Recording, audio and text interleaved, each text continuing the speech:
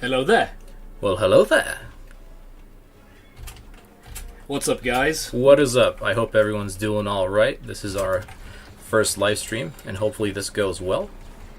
Yep, we're a bit nervous. We never did this before, and as you guys know, English is not our first language, so yeah.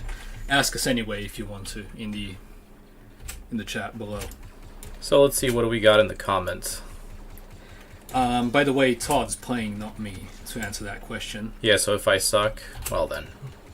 Also, I've seen some questions regarding the Lego, and the thing is, we still do Lego videos. It just takes a while to make them, and we have some very special things planned for it, just so you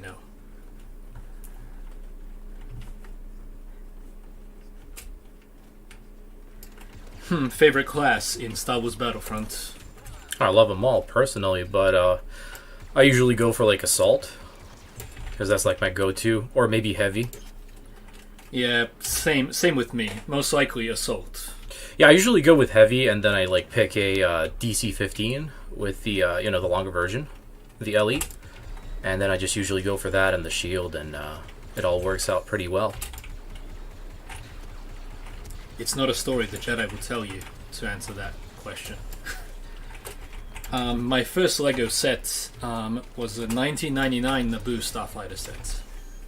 Like, the first year ever of Lego Star Wars. I was 3 years old then, because I'm 24 now, so yeah. And I still believe you have that to this day. I actually do, and we did a review on it like a few years back, and we're gonna do it again because, as you guys know, we often do it, an upgraded version of the video because it's unwatchable when you go back and see him. That is correct. And just to kind of cut you there for a second, I hope the audio is well.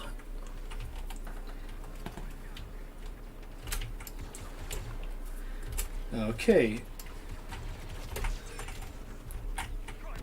Favorite thing about Star Wars? Most likely, I don't know, I always loved cantinas, and as you guys know, it was the inspiration for the channel.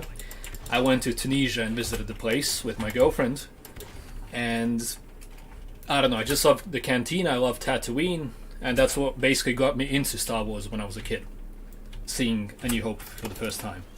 What about you? Well, I don't know, man. I've got a lot of stuff that I love about Star Wars, and cantinas are definitely one of those things I love. I also really love starships from Star Wars because I'm really into like flight sims and stuff like that. So I really love to just look at those ships, and hopefully one day they make a game about like flying, some Republic stuff as well. And it's not always like X-wings and TIE fighters, as they usually do. We're kind of sick of the X-wings, TIE fighters, and stormtroopers. Not because we don't like it. We actually love the original trilogy and the prequels almost the same, basically. The thing is, we're just sick and tired of the same old things because Disney has been spamming constantly with the X-wings, TIE fighters, and the most basic stuff in their games, and it's just boring to us now. Yeah, and if you look at like the newest game that's coming out, what is it, like Star Wars Squadrons, I believe it's called, and like when you look at that, you also have like X-wings, TIE fighters, and probably like, what's it gonna be like? The basic stuff you see in the movies. It's always the basic stuff, and they never go like a step further, like at like least the TIE Lucasfilm. Defender, at least. Yeah. I don't know. It's just boring at this point. And for example, we can't stand the Millennium Falcon anymore.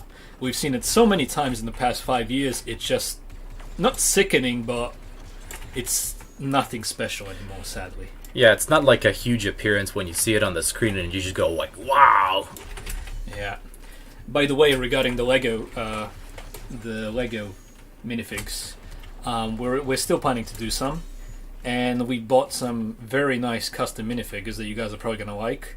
As you know, we're not really fans of the Mandalorian series because it's too meh for us, but we have some Mandalorian characters for some of you guys that you like it. And to be honest, regarding Lego, of which I'm a fan of, they're incredibly detailed and very great minifigs. You guys are probably gonna like it. It's coming out in a few weeks, probably. It just takes us a lot of time to edit it and, write the script and everything, since English is not our first language. So. Well, then again, when you look at The Mandalorian, like, the show has a lot of potential, but, like, the first season was just, like, I was looking through it, and Like, it was nothing special, but it really did have some moments, which was pretty cool. And I believe they're maybe going to do better in the second season, if not the third. That could be really nice. If they included, like, Ahsoka or something like that, I would just like to see that on the, on the screen. That could be kind of cool. Yeah. Oh, regarding episode 7, 8, and 9, yeah, we don't like them at all. It's just... Well, I mean, when we saw The Force Awakens for the first time, as some of you may know who were with us at that time, we were very excited for it, although in advance we already knew that we weren't gonna consider it as canon because, first off, it's Disney, money is the thing that they were thinking of only, and it just doesn't make sense to us. It never did, And when we saw the movie, basically when we came out of the theater, we were just disappointed. It was just like... Why were we excited for that? Nothing new in it, except for the cross guard or BB-8 design or something like that. Nothing it had new. some cool designs, but that's not good enough for a Star Wars movie. Exactly. It needs to be a lot better than just cool designs. The story has to have have a point at the very end, and it's something the sequel trilogy doesn't have at all. There is no point to the story. It just exists because it can, because of money. And episode 7, we didn't like it. We were kind of disappointed. And then when 8 came, we were like, yeah, we told you so. Everyone who was excited, we told you so. We knew what was going to happen. It already seemed, with episode 7, it seemed to be directionless, by our opinion, at least. Episode 9 is simply no comment. Like, what the hell was that?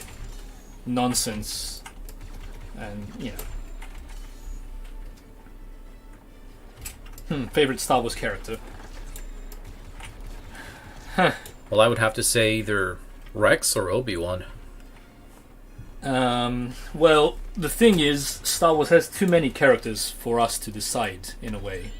Like, for example, I love Captain Rex the most out of all the clones. I love Obi-Wan and Anakin from the Clone Wars and the prequels. Especially episode 3. Han Solo, the ladies' man and whatnot. Lando, I don't know, it's just hard to decide, but you have to ask specifics. Yeah, they're all just great characters, and so yeah, it's really hard to decide. For example, you have the Old Republic, which is absolutely amazing. You have Revan, Kreia. Oh yeah, that's an era of its own, man. You can have favorite characters from each era, which is how we kind of divide it. Oh, definitely. You know what, dude? If Disney was normal, I would love for them to do like an Old Republic series. That could be really cool. To see Darth Nihilus in the big screen, that could be fucking awesome. Definitely. Like, for example, imagine, the way they did the Clone Wars in between episode 2 and 3. Imagine them doing a series, for example, in between Star Wars The Old Republic MMORPG game and KOTOR. In between, like the 300 years in between that. That would be awesome. And you know what, like, what's cool about that era is you've got, like, all the ships.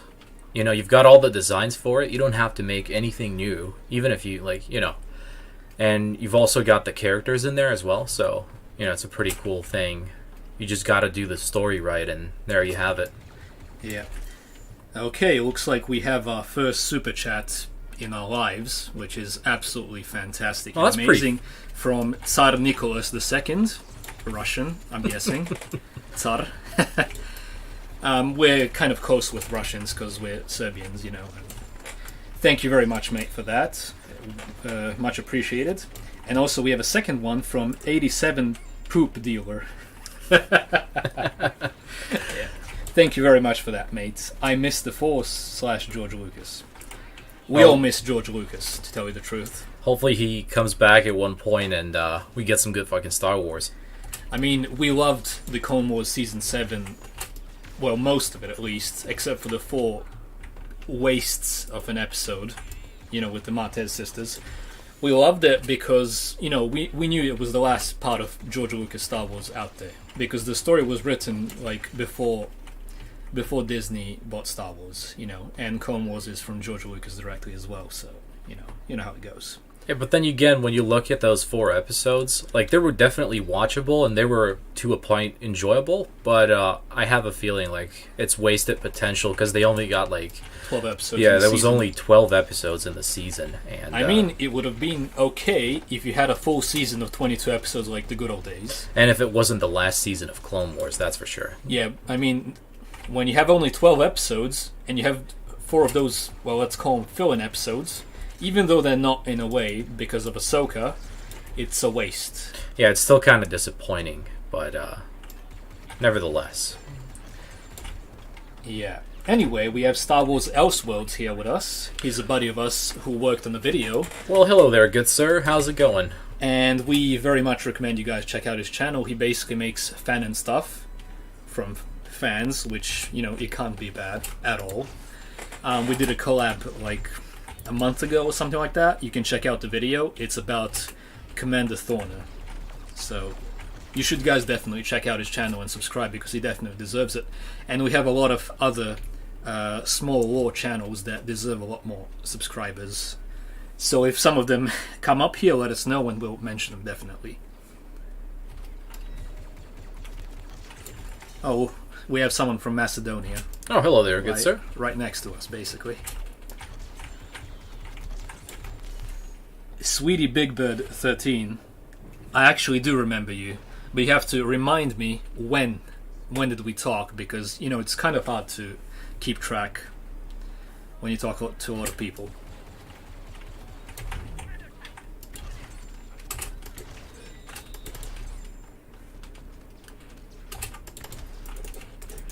Just give us a sec to go through the comments. There's a lot of them. I mean the chat. Favorite Star Wars quote is definitely "Hello there." Hello there.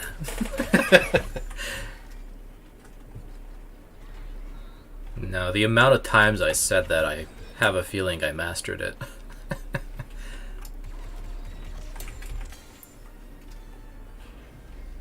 Let's see what else we have here.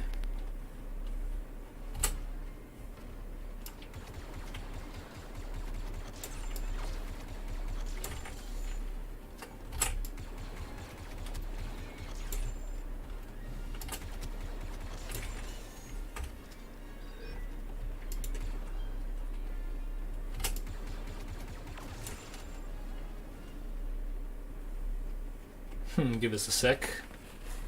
We have some bug here.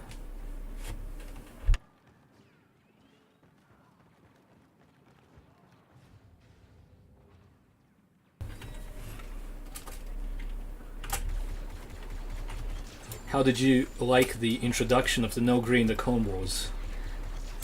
I'm not really sure they were in the Clone Wars. You mean Star Wars Rebels, right? Because of Ruch. I can't remember seeing them in the Clone Wars, and we know the Clone Wars very well. I mean, we watched it like 20 times at least.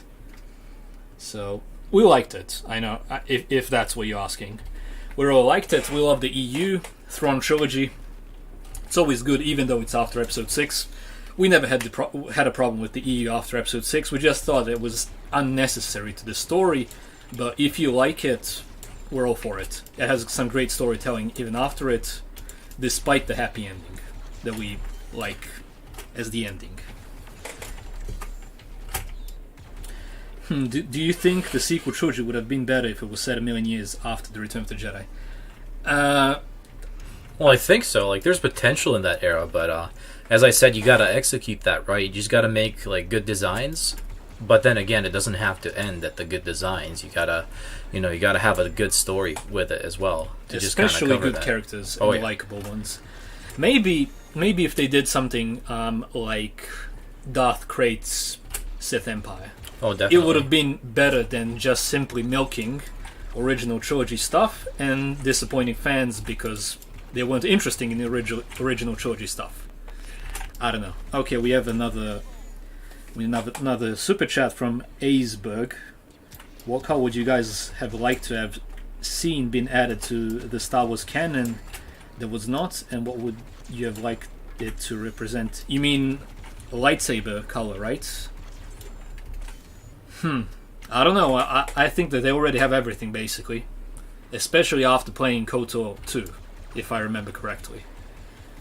Yeah, and then again, when you look at like Jedi Fallen Order, they've got they've got all the colors from the lightsabers in there as well. So, well, regarding official Disney canon, yeah, basically. Definitely. But to us, it's all the same. We don't really care what's canon and what's EU. Not really sure.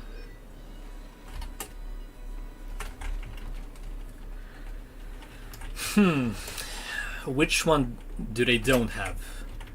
Well, in canon, official Disney canon, if we're gonna call it that, they don't have a bronze color, for example, like they did in the EU. Which ones? Oh, I can't remember.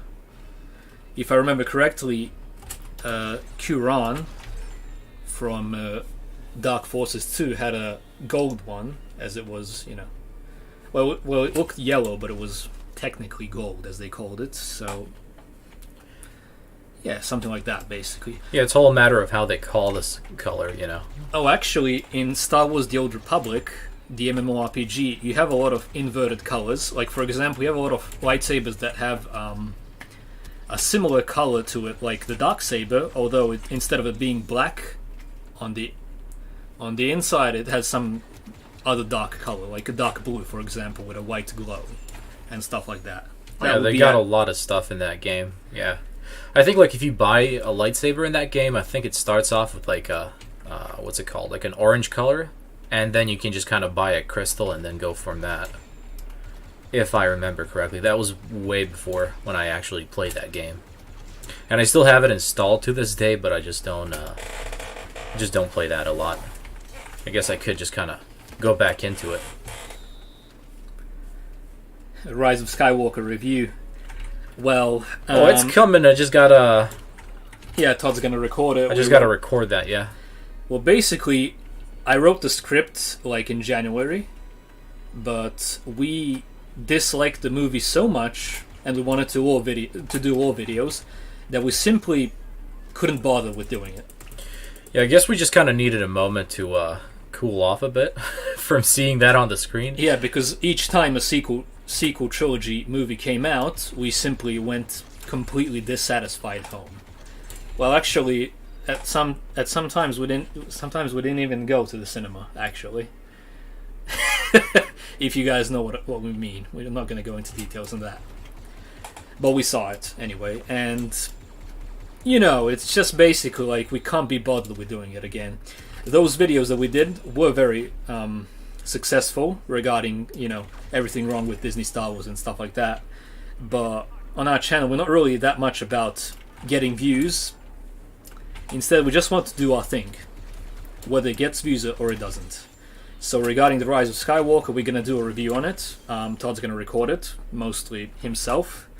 And without any editing, we're just going to release it because I can't be bothered with editing it. Maul did it already, and it's a fantastic video. Shadowversity also did it, and we simply recommend you guys watch them. We're going to mention it in the video, of course. But yeah, we just cut it in half, that video. I didn't want to go into too many details, waste too much time. I want to do some more in Lego videos, basically. So that's the answer regarding the Rise of Skywalker review. Horrible movie. I mean, disrespectful to a pre-existing Star Wars lore.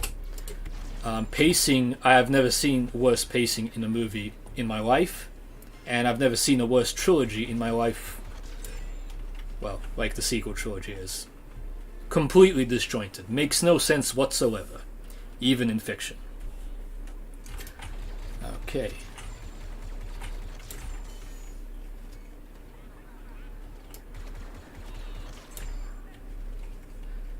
George Lucas. Well, multimedia assassin, the answer to your question is we think that George Lucas is relaxing and very satisfied that Disney, well, in a way failed, and that his prequels are now beloved almost as much as the original trilogy.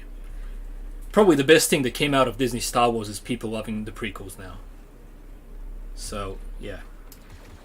Sweetie Big Bird, yes, we do remember you. Well, me specifically.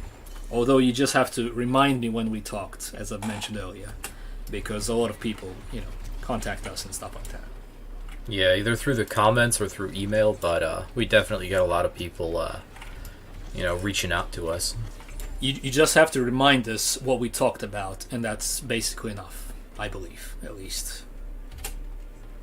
It'll come to us eventually.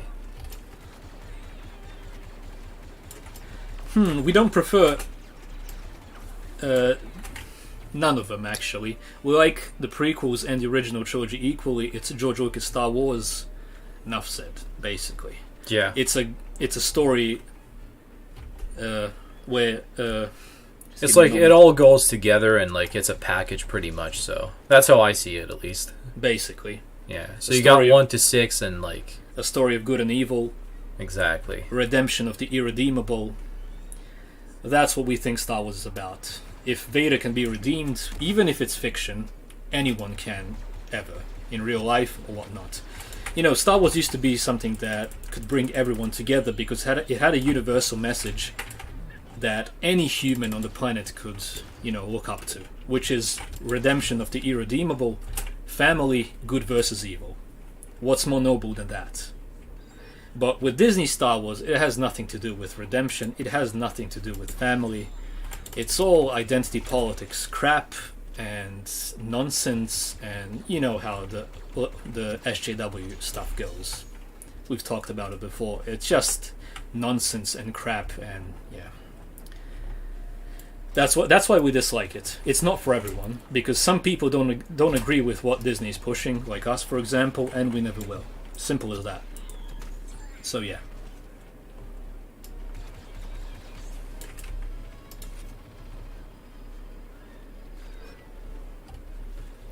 Least favorite George Lucas Star Wars movie?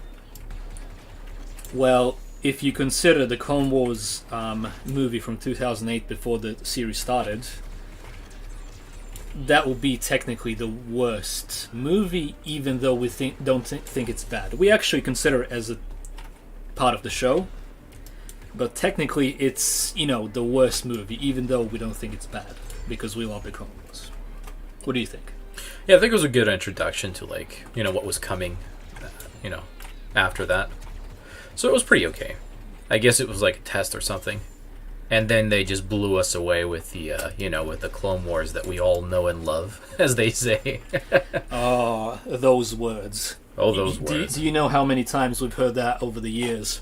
Basically, Mandalorian trailer is coming out, and Star Wars fans are calling it, Star Wars has finally returned. It's the best thing since the Return of the Jedi. That's the same thing we heard after The Force Awakens. That's the same thing we heard after the final scenes of Rogue One. Every time it's the best thing since the original trilogy. And to tell you the truth, you can have the opinion. We don't really care. Anyone can think what they want. It's a preference in this case. But we're just sick of hearing it because it's just a load of crap, to tell you the truth, by our opinion. It's not back. For people who paid attention over the years, Star Wars was never gone. If you think Disney brought it back, it's because you weren't informed in it. Basically, that's the whole thing.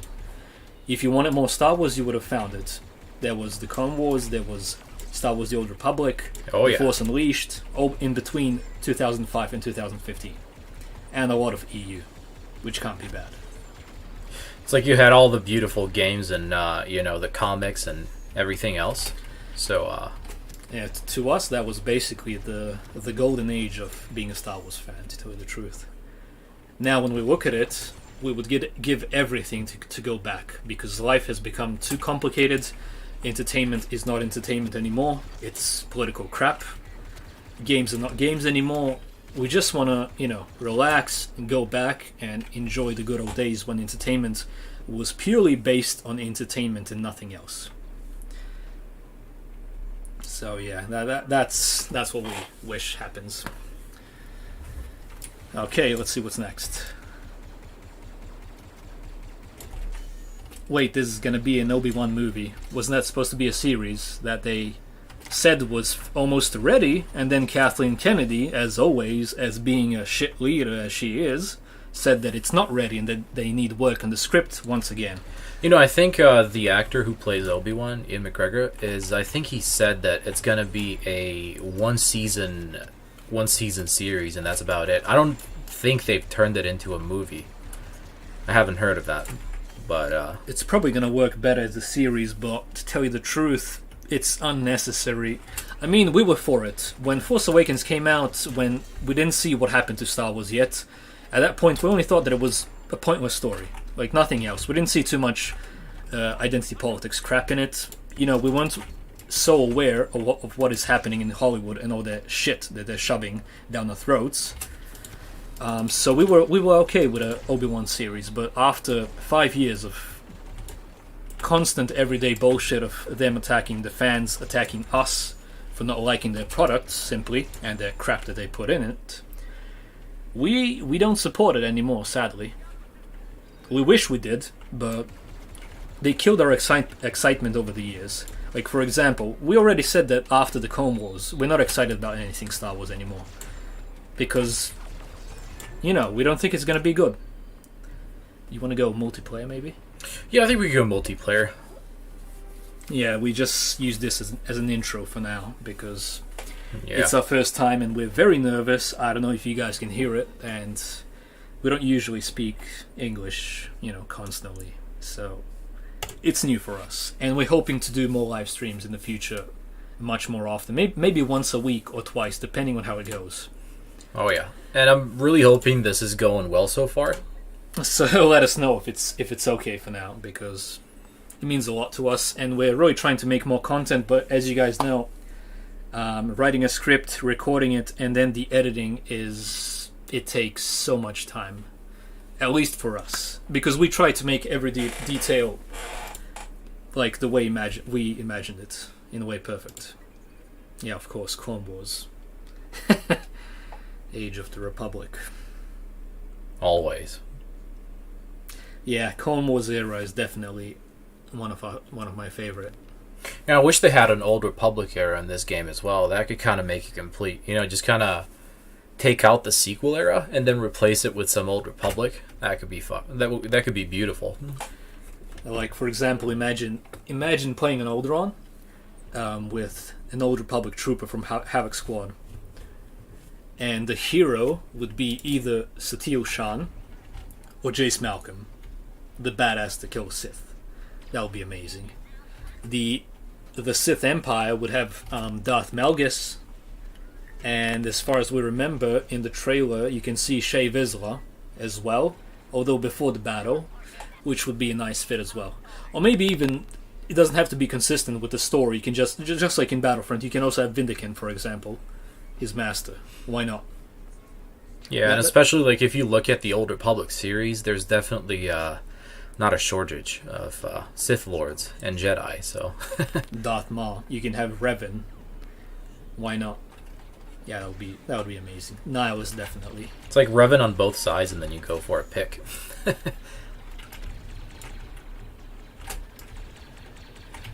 Actually, sequels are not legends. Sequels are something we call crap.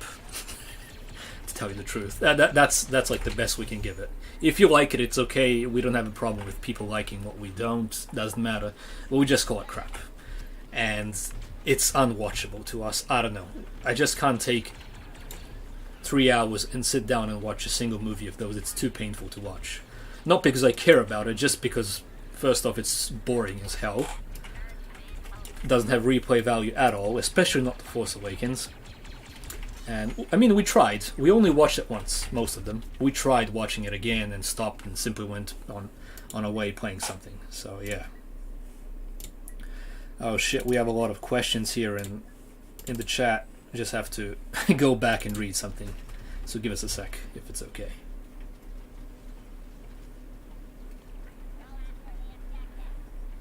Favorite Clone Wars arc and the message behind it. What's your favorite? Well, I think it's the cadets as well as the ARC troopers. Oh yeah, those are one of my favorite episodes, definitely. Especially the ARC Trooper episode, Season 3, Episode 2. Because you basically have our favorite characters are in it. You have Obi-Wan, Anakin, you have Cody, and you have Rex. And of course it's based in Kamino, one of our favorite places in Star Wars as well, because nothing beats the good old clone army. And you have a space battle, you have a lightsaber, 2 lightsaber battles, and you have a ground battle. It's like a complete... And you have the legendary 99. Yep. Probably the saddest Star Wars story we ever did. It really deserves an update, an upgraded version of it. And hopefully we find the time to do so. Yeah.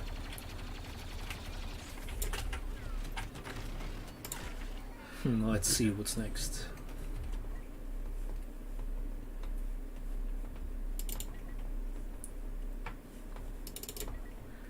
Do we expect any new movies following the sequels? DSSR. They will probably milk it until it becomes nothing special, most likely. You know that the morons that made Game of Thrones basically got out of Game of Thrones in order to make a Star Wars trilogy, which then they backed out of. So thank them for having the worst, shittiest finale of a series ever, which is Game of Thrones, of course. And not to mention that they backed out. It was probably an Old Republic series, and as far as we're concerned, as far as we heard, they said they were going to make a female Revan, which is of course going to be black, trans, whatever. We don't care. That's where it ends. We don't care. As soon as they start talking like that, all we care is if you're going to make a good character, which they're not. They're going to play identity politics and virtue signaling, and as soon as we hear anything regarding that, they can fuck off immediately. Sorry for swearing, but that's the way it is with us. As soon as they give into that crap, instead of focusing on the story and giving the fans what they want, they can fuck off. Indeed. And that's a principle, and nothing's going to change that ever, because we stick to our morals, and that's the end of that, basically. And as Darth Sidious himself said, it is only natural. He cut off your arm, you wanted revenge. The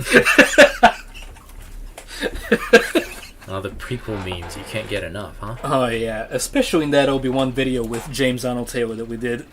That basically, the whole episode 3 part of the video was full of memes. Every single meme that Obi-Wan made. Your new empire...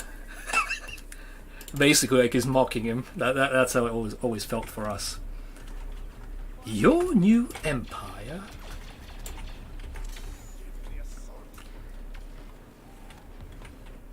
Well, it's really hard to read the whole chat over the phone and talk at the same time.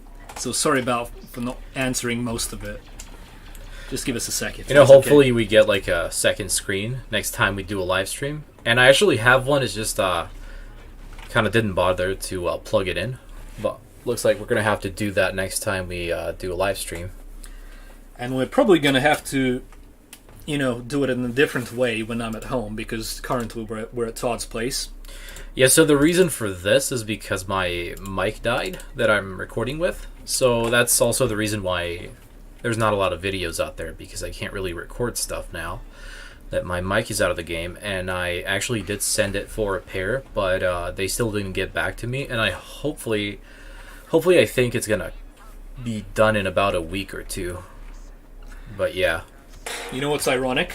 It's ironic. Last week we were meant to do our first live stream. We prepared everything, check the live stream on our personal channels if it works and whatnot. Basically the technical difficulties and stuff like that, like putting in Battlefront, the sound, you know how it goes. And basically when we were ready, like that night, because now it's 11:45. Yeah, it's 11:45 at night right now here in Serbia. And basically we're waiting for like 10 o'clock in order to start with the live stream. We tested it one more time, and Todd's mic died just when we were about to start. Yeah, it was like it started cracking and then it just kind of died on me, so... It's ironic. I guess it's just kind of bad luck. Well, that's pretty much all. You know what's ironic as well? We bad luck has been following us for a while now regarding a lot of things. Like, for example, I hurt my back last year. 2 discs, got out. in my back and I couldn't walk. It was painful as hell, and now it's back because I made an uncomfortable move when I was at the gym. So it's really hard for me to sit down and edit, and it takes a while, especially with our editing style because it's complicated. So it's really hard to sit down, record, edit all that stuff, especially the music at the end. That's like the thing that I hate doing the most, simply because it takes a lot of focus, a lot of time, and each time we have to make the video at least 2-3 times before it's perfect. Because for some reason, when I make the video, the finished audio is different when I'm editing it, so I have to test it out. Even though our computers are fast and made for that, it still takes a lot of time, even for short videos, so yeah. Yeah, usually it's because of the program, but, it's kind of hard. Like, we actually learned the program that we use for editing pretty well, so I think it's going to be really hard if we, try transferring to another program. So we just use what we got, and it's so far so good, but it could be a lot better and a lot easier if it wasn't messing with us. Yep.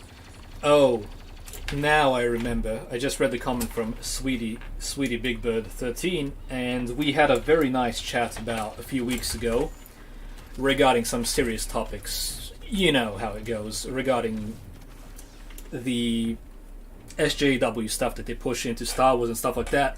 We at first disagreed and whatnot, and the thing is, it's amazing to find someone who has a completely different point of view than we do, and we can, let's just say, lovably agree to disagree, which is a rarity today, especially because we've been called fascists, we've been called all sorts of things for disagreeing with some people. As some of you may know, Dark Snovia B-Level, they called us all sorts of things, made rant videos about us, made lies up about us, like we're Nazis or something like that. It's what they do. We don't care.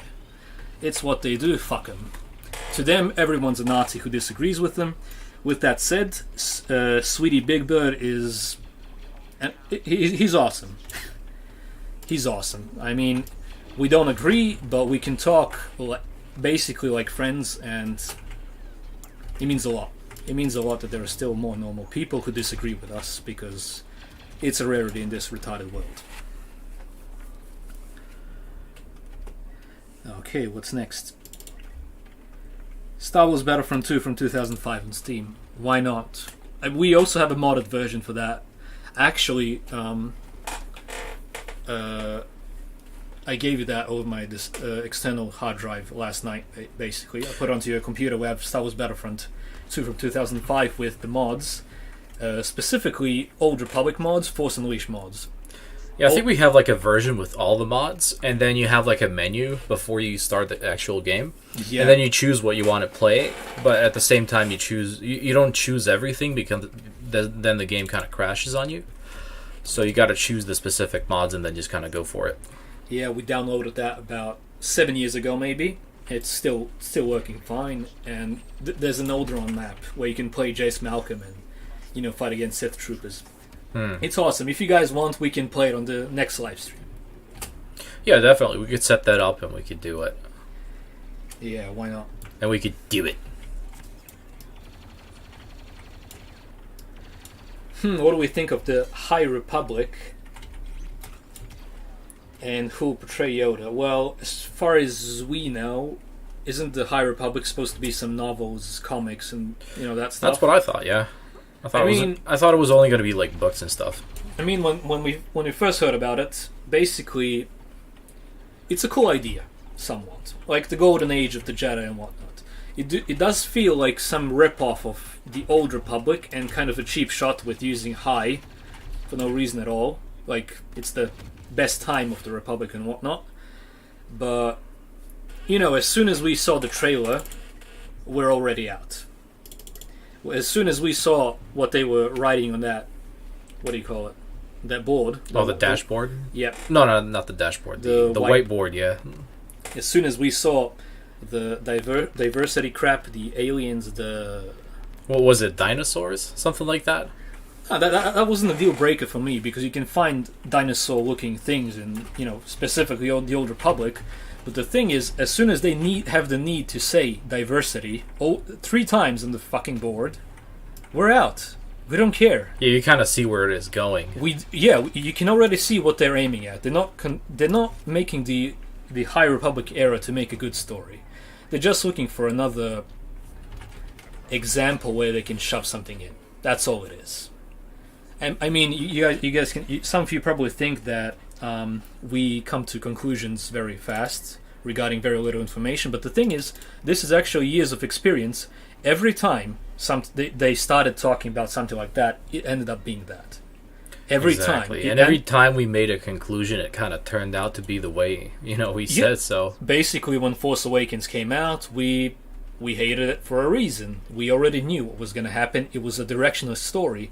But when The Last Jedi came out, and when they started attacking people for different opinions and beliefs, now that was something we didn't expect. Like, remember the good old days when businesses actually thought that the buyer was always right. Well, that time is long past, basically. Today, companies and everyone is going to tell you that you're wrong because they think they can, simply because they're woke as fuck. And it's not going to work. It's a disaster. It's basically a recipe to destroy their business, and they don't care. And you know why they don't care? We've noticed a lot of people from the Phantom Menace, which we do support the Phantom Menace. As far as we can see, the Phantom Menace is basically normal people fighting against shoving any types of politics into franchises that they love. They simply want to not have that stuff in Star Wars, for example, Marvel and whatnot. That's what they're fighting for. And we support that because we don't want our politics, we don't want your politics, we don't want any politics into it.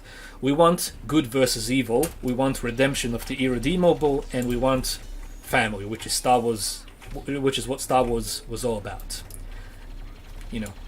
And basically everything else fits into that without a problem. Right? Oh yeah. That's what the people from the Phantom Menace want, and we support that.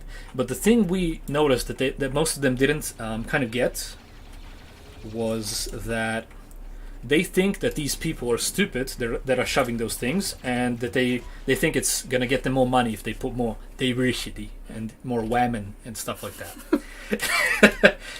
We don't think that. We think that they don't care about money at all.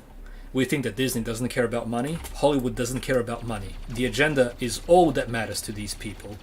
Indoctrination is all that matters to these people. Because once you ruin someone who is vulnerable and growing up, they're ruined for the rest of their lives, basically. And what Hollywood is shoving to all of us is destructive to both them and us. So yeah, we don't think it's about money. They have an endless supply of money. It's all about controlling the masses and destroying all morals and values possible. That's what we think that Disney's doing. That's what we think that Star Wars is doing. Lucasfilm, everyone is in on it. It has nothing to do with money. Apparently, because they are losing huge amounts of money, while they could be getting tons. Like, for example, imagine if they simply did the EU after Episode 6, with, all the Luke, Leia, Han, and whatnot. It would have been a blast. I mean, we still wouldn't consider it as canon for ourselves, but we would have loved to see it anyway. Anything's better than what we got. This disrespectful crap that we got. Yeah, because let's be honest, Yeah, they could have made billions. They could have made 10 times more than they paid for Star Wars, but instead, they didn't care. When they started losing money, they still didn't care. It never ends. It's not about money at all. It's about the agenda, and that's all that matters to them. And we're gonna be against it to the end. We don't care. Even if they censor us, they already did. Called us names and whatnot. We're never gonna stop. Because we hold on to what we believe, and that's the end of it. And as you guys notice, we don't really care about money that much, because we would have done more videos for it. Because our editing takes a lot of time, and we simply care for our work, especially since we, redo our things over again. Like the old videos, we update them because we love them. We want to make the best possible video on some characters because we can. So yeah. Mara Jade would have been awesome. That would have been awesome. Oh yeah. They basically could have taken Sharon, who's the woman that basically played her and gave her the look that she has, and she would have been a great Mara Jade. You can actually follow her on Facebook. She has basically a Sharon McRandall, the real Mara Jade. That's what I think it's called. She definitely deserves it. And you can also talk to her if you want to as well, if you contact her and whatnot. Great person.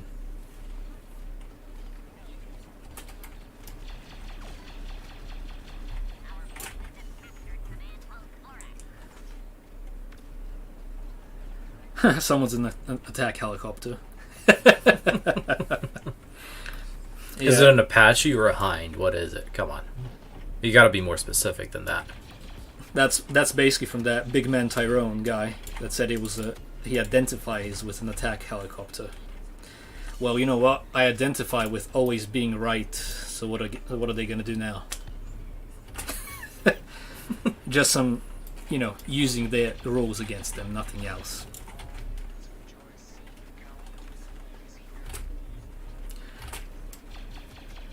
Stefan, you don't have to watch episode 9 to be a fan. Believe me. Actually, you have to be, you don't have to watch. You have to not watch it to be a fan. Just joking. New High Republic era. It's gonna be woke, and that's the end for us. The designs look good, but when people started using fan art regarding the new designs and making it better, then we saw that, they're holding back again. For some reason, Disney's constantly holding back. I mean, we know it's not about making a good story. We know it's not about money anymore. But, when they bought Star Wars, we expected them to make huge battles. We expected them to cash in what they bought, Like the Old Republic type of Battle of Coruscant, from the cinematic trailer. We expected something like that they want to cash in on all that Star Wars stuff, and they never did it. Basically, with Disney, we're forgetting what a lightsaber looks like. Take a look at a green lightsaber. When was the last time you saw one, except for the brief showing of it in Episode 8? Yeah, it was a flashback too as well. So also flashback in Episode 9. There is no green lightsaber. Basically, forget about seeing a Sith lightsaber, forget about seeing a lightsaber at all almost. It's always smugglers, bounty hunters, all that boring stuff compared to the mythology of the Sith. And even if you look at a space battle, which is, what's it called?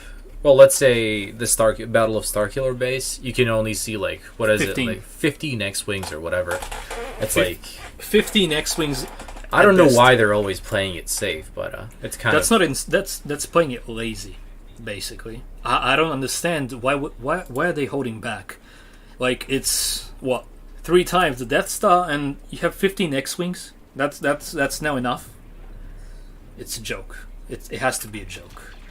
The Episode 7 basically came out after technically Episode 3, and I mean, Battle of Coruscant. Do we need to say anything else? Battle of Coruscant versus Starkiller Base. Battle of Coruscant, you have 100 Venator-class Star Destroyers. Starkiller Base, you have 15 X-Wings. It's sad. It really is sad. It's pathetic at this point. Thoughts on Mando Season 2? So far, my thoughts specifically are... The trailer showed nothing. I don't know. It's the same old. We have Mando and Baby Yoda... And yeah, I don't know. I'm not really excited, to tell you the truth. We'll see though. Yeah, we're gonna have to watch it in order for Yeah, but regarding the trailer, it showed nothing. I don't know. That's exactly my point. We're gonna have to see it in order to get a perfect opinion on it. It's got potential because of the Darksaber and everything, but at the same time, yeah, I think there's gonna be a lot of wasted potential, like there was in Season 1. Here's an unpopular opinion. We saw that in the trailer we're going back to Tatooine again, and we know it's kind of a cheap shot with Disney Star Wars to go back constantly. They're always relying on nostalgia. To us, Mandalorian season 1 was basically constant reminders that you're close to the original trilogy, and while using original trilogy stuff to remind you that it's Star Wars. That's what it looked like to us. And honestly, though, even though this is hypocritical of me, I really enjoyed seeing Tatooine again because, as you know, I adore Tatooine. We're making a huge Lego, well, not too huge compared to some Lego YouTubers. We're making a huge Lego mark of it, of Mos Eisley Spaceport, which is coming soon, hopefully, on our 5-year anniversary of having the channel, which is October 3rd. We'll see if it comes before or after it. It has a lot of work into it. And I went to Tunisia. I visited the place where it all began in 2018. You can see the video, and I'm working on an updated version of the video with better visuals and everything like that. So you can check that out soon enough in the following month. So yeah, Tatooine is something it's like a weak spot for me. I love it. I love seeing it all the time. I'm not angry for them doing the nostalgia crap again regarding Tatooine, and I know it's hypocritical, but you know, I don't know what to tell you. I enjoyed seeing Tatooine again, even though nostalgia stuff pisses me off because of the sequel trilogy, because of the constant reminders. What do you think? I don't know. That's just me. Well, shit. It's just one of those moments. Yeah. Just so you know, guys, Todd is playing Battlefront, so he's kind of focused on that, and I'm reading the comments off my phone, so that's why I'm mostly talking. Yeah, we're kind of all over the place on this one, but hopefully next time we'll be a lot more organized. Well, it's probably going to be easier when each one of us is at their own computers, you know. Oh, definitely. On our own screens, so it's going to be easier, probably.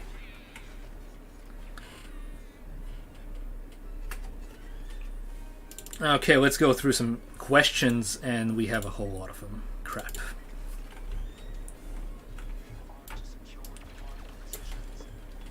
Okay. Top 3 Star Wars films. Have no idea. Episodes 1 to 6, as far as we're concerned, is one awesome Star Wars movie. Exactly. That's all we can say. Yeah, that's the way we said it when we got the first question. But yeah, we're gonna just stay to that pretty much. It's all like a package to me. So when will Kathleen Kennedy go? Hopefully as soon as possible. Indeed. And and she's not the main problem. Everyone thinks that if she goes, everything's going to be better. No, the entire system has to be wiped clean. You gotta just eliminate not eliminate, but just get rid of the entire team that was that was working on Star Wars, and then basically start off fresh. Indeed. You have to have people that actually love Star Wars. I would personally keep Dave Filoni. I really admire the guy. Jon Favreau is great, never disappointed yet. But the problem is with Hollywood, eventually they do disappoint. It's just a matter of time. That's what we've learned. Like, you have some very great people that work in Hollywood, and after years of, let's call it brainwashing, with all that crap, they're completely different people. So you never know. But we would keep Dave Filoni. He knows what he's doing regarding the law and the EU and stuff like that. But Lucasfilm needs to be wiped clean. The entire system is based around politics and that crap, and it's something the franchise absolutely doesn't need. Yeah, you're screwed. Yoda's gonna kill you. Oh yeah. And then it just cuts to this. Jedi Fallen Order. To tell you the truth, excitement for the game was 0 for me. I don't get excited anymore. I don't know how it was for you.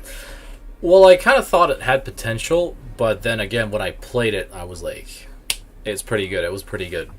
I liked it, definitely. Well, basically like that.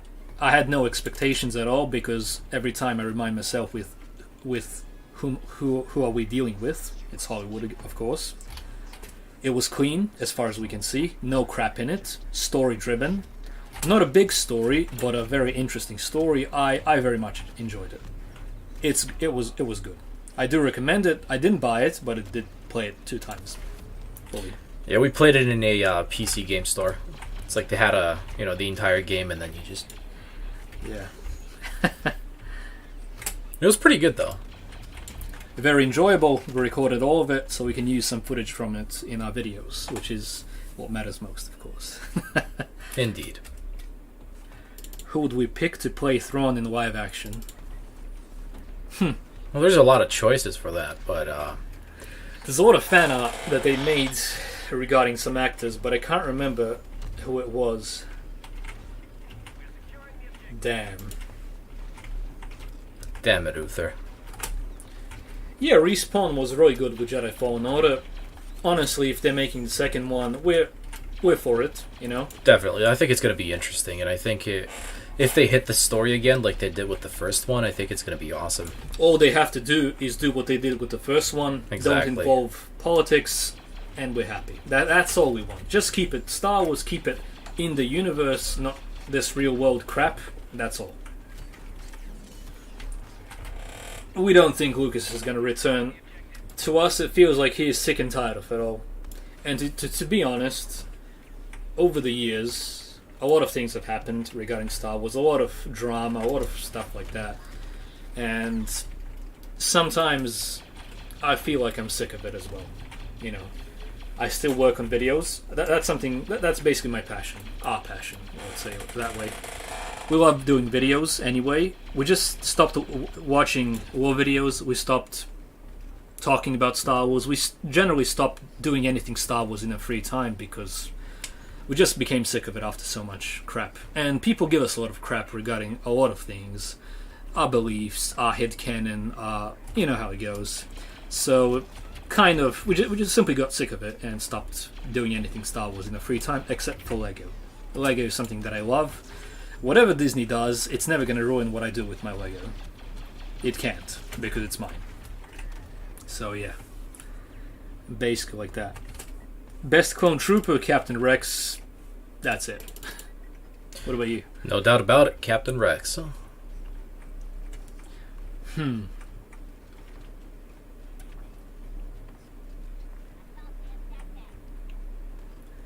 Clone Commandos instead of the Bad Batch. Well, I'm completely. If you're talking about the Clone Wars season 7, I'm completely okay with the Bad Batch. I liked them in 2015 when the unfinished episodes came out. I really enjoyed that. I actually enjoyed it more then than in the actual season 7 because I didn't know the full picture of what Disney was going to do and how I was going to get sick of Star Wars, but I really enjoyed the Bad Batch then. But regarding the Clone Commandos, I would have preferred if they gave us a game for it, or at least a story arc from the Clone Wars. But sadly, Disney just wanted to finish it off, milk it a bit more. Even though it was good, I really liked Season 7. Could have been way better, but the last 4 episodes simply made it what it is. That's it. Especially the third one from the end. When we see Order 66 and everything, that was pretty cool. Delta Squad could have had a few episodes as well, but sadly, Clone Wars was cancelled 2 times, if I remember correctly. Basically, after Season 5, 2012, I remember we were saddened that it was over and pissed off at Disney, immediately as soon as they bought it, because they immediately cancelled it. And then we got one more season, to finish it off. Season 6, The Lost Missions, absolutely amazing. Watched it all at once. Some of the best Star Wars experiences in our lives, definitely. And sadly, we watched it end 3 times already. Our favorite show of all time. So yeah, that sucks. Yeah, I'm always down for more seasons than Clone Wars, that's for sure. Thoughts on the Lego Mos Eisley Cantina set? I think it's awesome. Absolutely amazing set. I'm probably gonna get it, although not yet because I have a lot on my hands in the following 2 months regarding editing videos, recording and stuff like that. I'm probably gonna buy it in December, but before that we have a big Mos Eisley mark planned, which I've been making since. The mark used to be on a single base plate 5 years ago. It was just the Mos Eisley Cantina. Now it has 3 base plates. So I made Mos Eisley Spaceport and want to do a review of it, and you're also going to see a version of it with the Mandalorian mixed with the EU. but the main Mos Eisley spaceport is mostly finished. We just have to finish the editing, which is a process. So yeah. It will be done, my lord.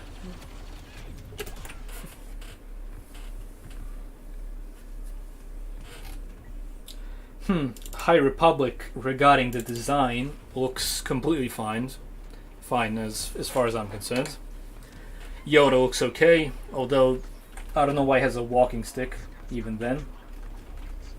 Can't remember, is it 400 years before the prequel trilogy or 200? I remember they were mixing it up, they couldn't decide what they were going to do. The designs regarding the artworks look cool, the lightsabers with the cross guards look cool. They probably have the, like, what's that material called? Lightsaber resistant. That they used in the Purge comic. Electrum? Yep. Is it that? Electrum finish. Oh no, it's what's it called? It's at the tip of my tongue, but I can't remember. For some reason, I'm mixing it up with Beskar, and I know it's not Beskar. No, it's not Beskar. It's something on V, maybe. No, I can't remember. Oh, P. Okay, so it's 200 years ago. They could have maybe done 400. That sounded better, but we don't really care that much. Yes, we are excited about the LAAT Republic Gunship UCS version. It's a must-have. Yes, Cortosis. Cortosis, there we go. Yeah, Cortosis blades, I remember now. And they fought against Darth Vader, the 8 Jedi, in the Cortosis mine on Kessel, if I remember correctly, in the Purge comic. Indeed, when he killed 8 Jedi? Yeah, they most likely have the Cortosis lightsaber crossguard in the High Republic era, which it's an interesting design. Although not as good as simply having a crossguard lightsaber, I'm guessing. If it's made from Cortosis fully, but it's cool. It's something new. What do we think about Hello Greedo? I don't know. We don't have too many thoughts. We don't really, mess with other people here on YouTube regarding, he simply has his own preference. He likes the sequel trilogy, or he sounds like an apologist for Disney, which we don't support or like, but I'm guessing he's a fine guy. I can't say anything. I just disagree with him, that's all. So yeah.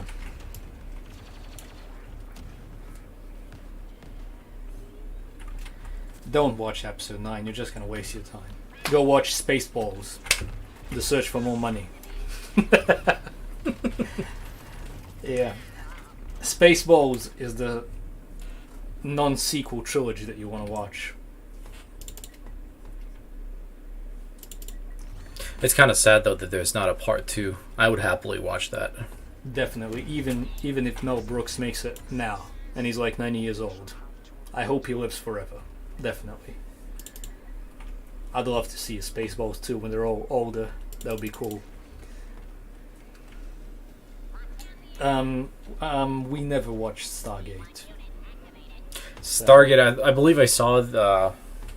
You did? I believe I saw one movie. I don't think there's more. Maybe there is. But yeah. But that was a long time ago. I would have to rewatch it.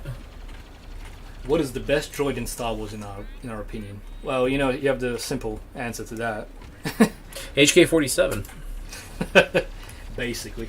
I actually enjoyed K2SO quite a bit in Rogue One. Yeah, he was very likable and a very well done character. But HK-47 is definitely the top of it.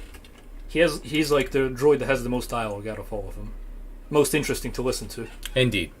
Although, R2 and C-3PO are like the most lovable, but HK-47 is HK-47. It's a classic.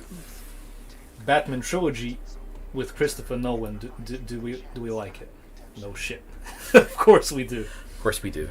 Absolutely amazing movies. He makes the best movies, literally. Christopher Nolan always focuses on the story. As soon as the story is good, we don't care about anything else. The visual is not that important, but it's amazing. How did we meet? Well, me and Todd, we're best friends from first grade. in school, so that means we know each other for 17 years right now. Oh, yeah. We went to school for the first 8 grades, because in Serbia, primary school is from 1 to 8, and high school is from 9 to, 4 years, 9 to 12 basically. So we know each other our entire lives. We were the nerds in the in the classroom, basically, as people would call it, the losers. But now we're buff dudes. That's it. That's all that matters. So yeah, basically the things that we talked about in school made us make the, Oh yeah, in school it was always like Star Wars talk, Pirates of the Caribbean, and Lord of the Rings. I can't even say it, but yeah. Yeah, and basically that was a hobby. We played a lot of games. Oh we yeah. Read a lot of books, comics. You know, it was always gaming, watching movies, stuff like that, and in the end we created it into a career of sorts, if it can be called a career. I mean, this is the height of scum and villainy. Basically, the lowest thing you can be is a YouTuber. Especially in the Scoundrels Cantina. Hive of scum and villainy. Oh well, I don't regret it. That's for sure. I don't regret it either, but the thing is, it is scum and villainy, definitely. But yeah, we made it into a career, and basically we're doing the stuff we love, but life gets in the way and screws everything up, and I don't know, it's just hard to cope with all of it. It's not that great at being a YouTuber in a way. On one side, you're doing something you love. You're making videos that you love. Whatever you want. You're the boss, basically. Well, we're the bosses. In a way, we're the yes. bosses of the gym. So. And then every year you have like an announcement from YouTube that kind of pisses you off, and it's really getting on their nerves. Yeah, the stress level is constantly rising. The censorship is constantly rising. It's pissing us off. Yeah, they're always adding like new stuff, and it's never good for us. It's never good for anyone on the platform. The double standards are pissing us off as well, constantly. So it's mixed.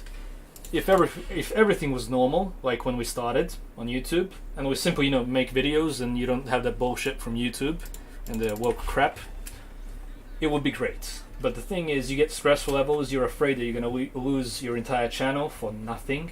You're afraid to lose your channel for saying the wrong opinion, and let's be fair, there is no wrong opinion. Who can decide what is a wrong opinion?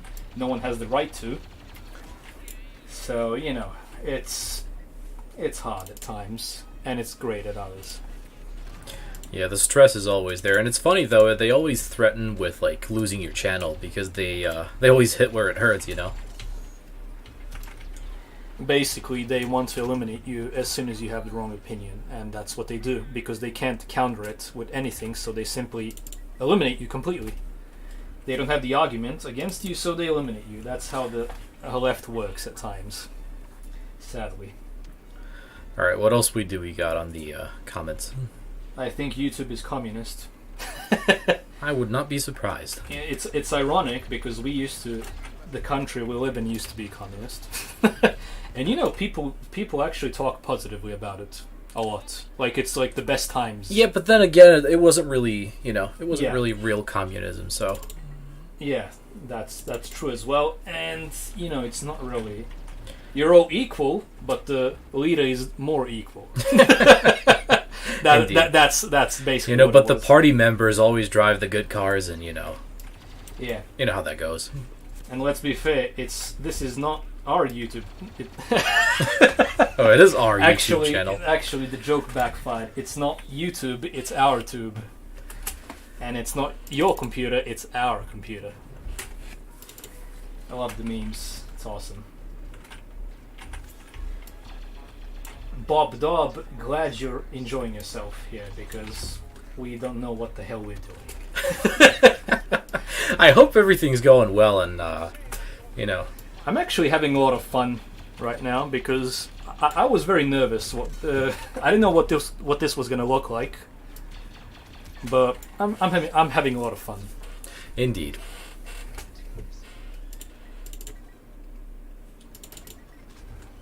Do we expect Disney to milk a sequel series of Rebels? Yeah, we expect them to milk everything possible. Sadly.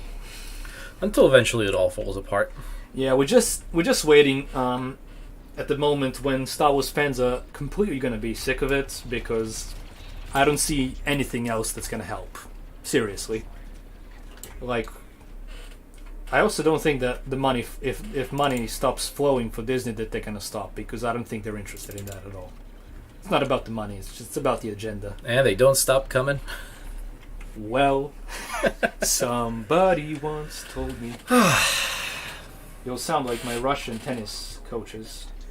Well, we're the closest thing you'll find to Russians. Serbia! Oh well. So yeah.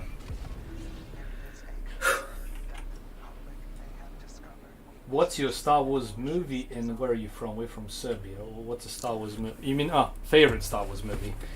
Well, as we said, Episodes 1 to 6, George Lucas Star Wars is all one movie as far as we're concerned, and we like to add Rogue One as well because we think it fits nicely even with the EU. Indeed. We actually did a video like three years ago where we mixed everything, like how the Death Star plans were stolen, that was the topic, and we mixed Kyle Katarn, Ram Koda, everything into it, vaguely explaining some things in order to make it fit with Rogue One, and we're satisfied with it. Because to us, our headcanon matters most, we don't care about official canon at all. Doesn't matter to us. Thanks for knowing the truth about the NATO bombings, by the way. It really means a lot to us because we were bombed when we were 3 years old here. I'm guessing most of you know who did the bombings, and it was at civilians and schools and hospitals. A lot of military objectives were hit, but then again, yeah. But yeah, well, I mean, we're fine now. But the thing is, we still have an enemy that we've turned our back on. Sadly. Would we prefer Spaceballs over the sequel trilogy? Definitely. Oh yeah. Spaceballs it's amazing. It's canon. As I said earlier, I would definitely like to see a continuation of that story. Spaceballs: The Search for More Money. I actually watched it like last week to remember the good old days. And now that was entertainment, basically. That was an awesome parody. Are we ready for Star Wars Squadrons? Not at all. I'm not buying it. I'm not playing it. I don't care about it. What about you, Todd? I don't know. I'm going to have to see what it looks like, but that's about it. Because I love flying in general, so it all depends, like... Well, oh, looks like the door's blocked. Anyway, yeah, as I said, I love flying in general, and I, what's it called? I do a lot of flying in DCS, as well as the new Flight Simulator 2020. And I did a lot of flying before that, and, the IL-2 games and stuff like that. So I'm going to have to see what that looks like, and, I don't know if I like it so far, but I'm just going to have to see. I'm waiting to see some gameplay and how it's all going to turn out. So, hopefully it's going to be good, but then again, as I said before, we're kind of tired of the, always getting the TIE fighters and the X-Wings. Okay, we have an interesting lore question from Captain Rex CT7567. Do you think Rex is really the leader of the 501st? There is a minority who think Apple is senior commander of the 501st and that his appearance on Navarro is non-canon. Well, at first it seemed like it's inconsistent regarding the law, the overall law. Sorry. I have a hard time pronouncing L. Well, basically, as far as I can see, Season 7 of the Clone Wars kind of, explained it. Like, Apple used to be a... Was he a sergeant? Or yeah, it was Sergeant Apple, and then he got promoted. Yeah, he probably got promoted when the 501st was divided. Like, when Rex became a commander of the 322nd... It's a company, yeah. 332nd Company. Apple, most likely, since the 501st was left without a commanding officer, I'm guessing. Yeah, I guess he got a promotion as well, and that's how it turned out. But maybe the 501st was divided at some point in ranks. It was. Yeah, but no, I'm not talking about that. I'm talking about probably some clones had different opinions on who the actual leader is, and they wanted Apo to be the what's it called, a high-ranking officer, and to actually lead the 501st. So we'll never know until they actually say that. But It is a pretty interesting debate. I'm just going to turn on the air conditioning. Yeah, sure thing. Okay.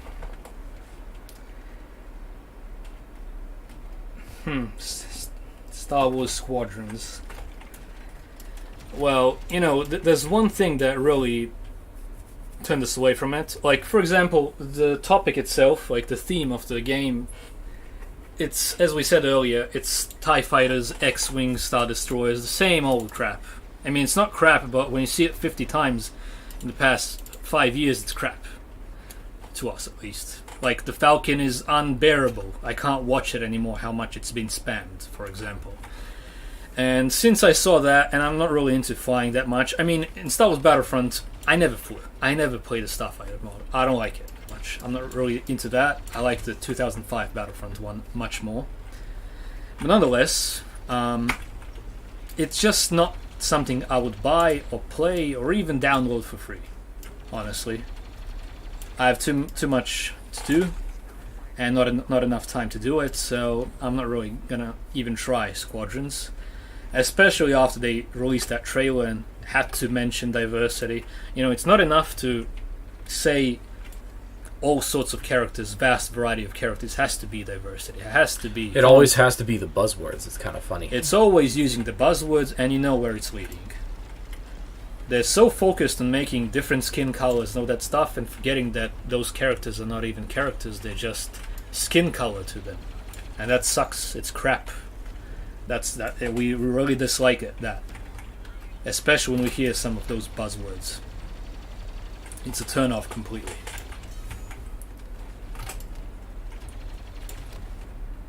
Yeah, Squadrons definitely looks like has a lot of SJW characters. Definitely. I mean, that cinematic was good. I enjoyed it for what it is. Have no issues with it, but once again, it's based after Return of the Jedi. We're not really fans of anything canon related after Return of the Jedi, because we know where it leads. How can you be excited when you know that no matter how good a story they make, if they make it good? Like, for example, Battlefront 2, the story with Iden Versio, that was lazy. That was crap. Nothing special, and it was leading to the sequel trilogy, and no one cares about the sequel trilogy. It's funny though. Like, I was, everyone was thinking like we're gonna have finally like an Imperial story and stuff like that. But like from the start, like even before the game came out, we knew that. I don't know how, but we kind of somehow knew that it was gonna she was gonna turn rebel and stuff like that. So. Oh, so they made the pilot in the Squadrons CGI short gay. Of course they did. Yeah, we're out. Of course. It's funny how they always come up with those articles after like the trailer's released or something like that. So it's 50 to things you ruin missed. it for everybody before the game comes out. Yeah, like for example, when Solo: A Star Wars Story came out, honestly, it's by my opinion, it's the second best Disney Star Wars movie. Although I'm not saying it's good. I'm just saying that it's better than all the sequels. Although Rogue One is number one, definitely. It's a movie we really love. Rogue One is amazing by our opinion. We really enjoyed it. We loved it. But everything else, never gonna watch it again. So, before Solo Star Wars Story came out, they had to talk about how the droid is gonna have sex with Lando. They had to talk about the Lando being pansexual, because how is that relevant? Who gives a shit about it? I don't care. Like, I don't want to hear that stuff. I don't care about it, but no, they have to ruin it before it comes out in order to pander to people who will never be satisfied, because that's the way it goes. They will never be happy. It's never enough. Even if every single character is gay, it's never enough. And we're sick of it. Just let a story be a story, let a character be a character. I don't care who they have sex with. The same way we don't care who any of you do. with. And the most important thing is give the audience what they want. Yeah, that's something they don't do anymore. They just do their own thing and then say, fuck you, audience. Basically, like J.J. Abrams told us all that we're... Wait, what did he say? Like, threatened by women, by women. That's what he said. Threatened by the women because we didn't like The Last Jedi. Like, and that we're all misogynists and stuff like that. You know what's ironic? When Force Awakens was coming out, almost everyone was excited. No one had a problem with Rey at all for being a woman. No one at all had a problem. But then they just had to say it. But then, somehow, yeah, we're all misogynists, we're all sexist, we all hate women. No, it's a shit character. We don't like the character. And it's a concept that they will never understand because they're morons. It's basically talking to these people is like talking to a brick wall. Believe us, we've tried. Although, there are rare sights when we have a very surprising conversation with some of them. It's very pleasant, to be honest. Thank God they exist. Murray Sue. All right. Well, what else do we have in the comments? Hashtag soul lost money. Let's keep it that way. Oh yeah. You know, there's the meme when they, from Star Wars Episode 2 when Obi-Wan and Anakin start rushing at Count Dooku. And then the lightning, like when he shoots it out, it's just like that revenue that they lost. The dollar bills. It's basically like Kathleen Kennedy and Ron Howard, Obi-Wan and Anakin coming up to Count Dooku, and she's like, Kathleen Kennedy's like, no, I want to release it now. Anakin starts running, and Count Dooku hits him with the lightning, which is like the opening box office of $70 million, which is like bad or something like that, very low. Hilarious. Yes, we like Kit Fisto. He has that nice smile of his. Basically one of the most positive looking Jedi, Yeah, which he's is a very pleasant. likable character, that's for sure. Simply by his presence, you can see he's a good guy.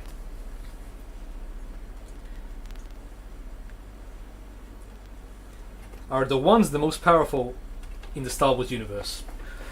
Well, technically, just so you know, when we're talking, we're always talking all of Star Wars, like canon and EU, except for the, But the then canon again, crap. there's Abeloth as well. Yeah, so out of all of it, Abeloth is definitely a number one. Although we personally like to believe that Anakin, aka the Chosen One, and I don't know where people get this, but Chosen One in its own name has Chosen One. So there's no Chosen Two, there's Chosen One. So if Anakin fulfilled his purpose, or what do you call it, like his full potential in the Force, we like to believe that he would have been the most powerful being in the galaxy. Yes, if he wasn't crippled by Obi-Wan. And Yeah. then barbecued on Mustafar. Sith Lords are our speciality. On the barbecue. But So the thing is, he didn't kill the most important Sith Lord. It's called Jar Jar Binks. continue. Do it. Do it.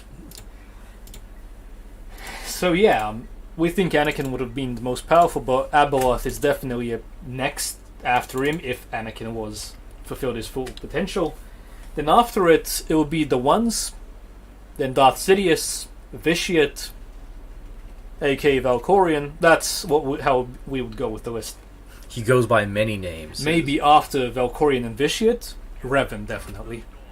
Like Revan would be below them, but one of the most powerful, still.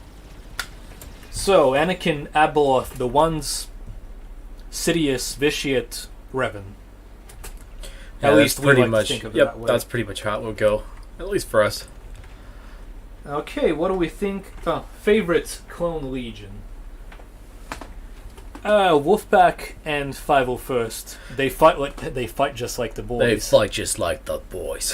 When Wolf says that in Rebels, that was an amazing moment. I love all the Clone Wars references. Basically, the best Rebels episode is Season 3, Episode 5, when you have Rex fighting against the battle droids, and all that nostalgia that he feels for the Clone Wars then.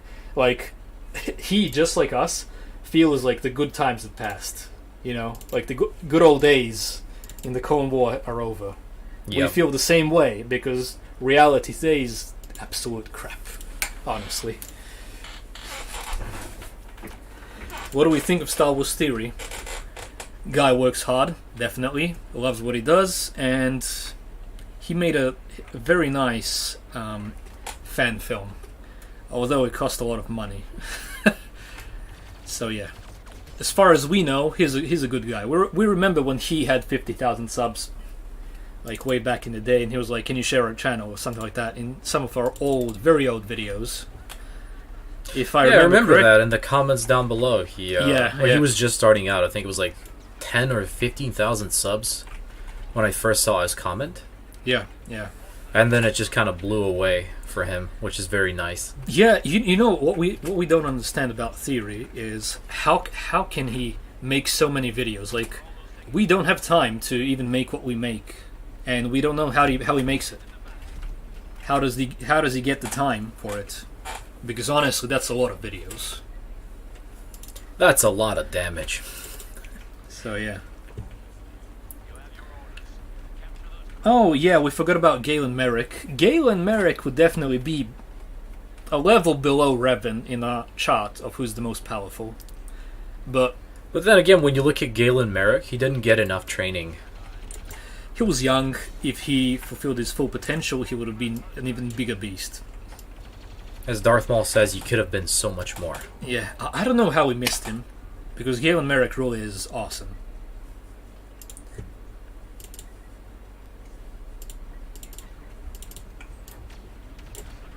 Let's see.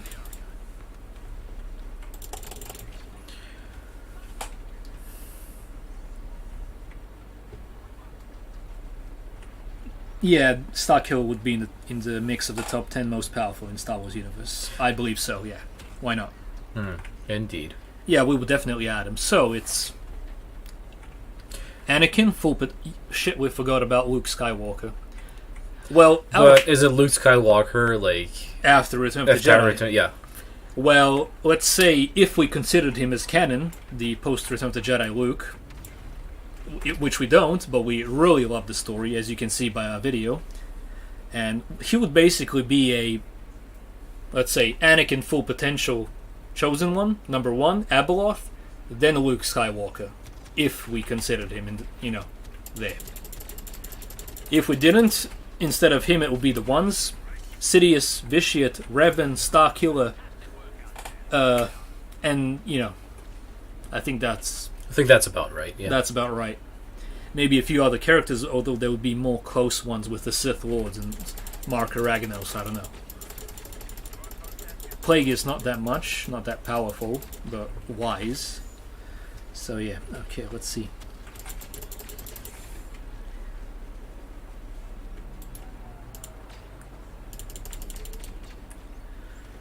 Do we think lasers would be more effective than bullets?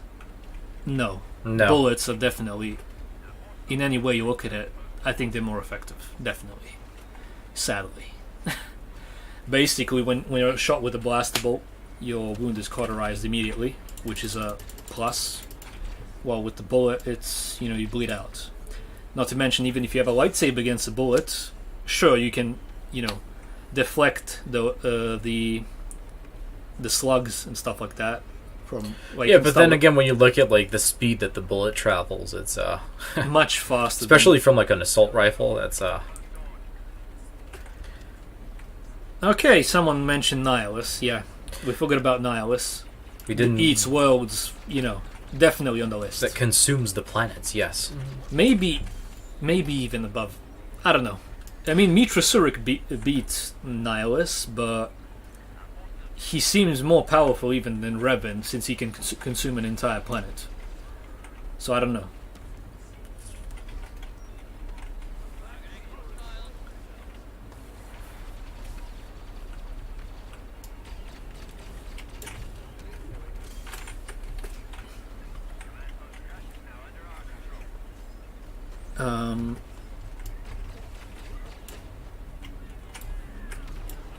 ARC Troopers or Clone Commandos? Well, as you can see, Todd is playing an ARC Trooper, and not anymore. Well, yeah, I completely agree. ARC Trooper definitely. Clone Commandos are cool, but ARC Troopers simply look better by my opinion. And one of my favorite episode in the Clone Wars is ARC Troopers, Season 3, Episode 2. Oh yeah. Clone Cadets and ARC Troopers, those are one of my favorite episodes from the Clone Wars. So it's Season 3, Episode 1 and 2, if I remember. Yeah. It's pretty much, they all go together like a nice little package. And then you can always count the, when they're at the outpost. The Mortis arc proved Anakin was the chosen one. Definitely. Yes. Mortis arc definitely did that, so I don't know how the stupid theories about Rey being the chosen one or the chosen two, that crap, came to be, but I don't know. As far as we know, in the English language, one means one. So, you know, activate the F. Hold on. Much faster fire. I haven't played this in a long time, man. Yeah, it's ironic. Todd's the one who's more excited about games than me, much more excited. Then when it comes out, he didn't even play Battlefront. I was the one who has 1,000 hours on it, not him. Yeah, I believe I have about 500, but yeah. Barely. Barely, indeed. It's kind of pathetic, I know. Yeah. That's because we're kind of sick of Star Wars, sadly. You know, that's like the only reason. Too much of it, you know. Basically, when you go overboard with anything in life, it's too much. You know, it's not good. When there's too much Star Wars, it's not good. When there's too much of anything, it's not good. The good turns into the bad. So yeah, we shouldn't have idols. Ironic, Luke from the Scoundrels Cantina 2020. Well, you know, Sidious is always there in my mind. So yeah, it's always the do it. Do it. Do it now, Lord Vader. We're all Palpatines, or Palpamines. We're all the Senate. We recently watched Robot Chicken. Honestly, though, the Palpatine episodes are the best. With Seth MacFarlane. Hilarious.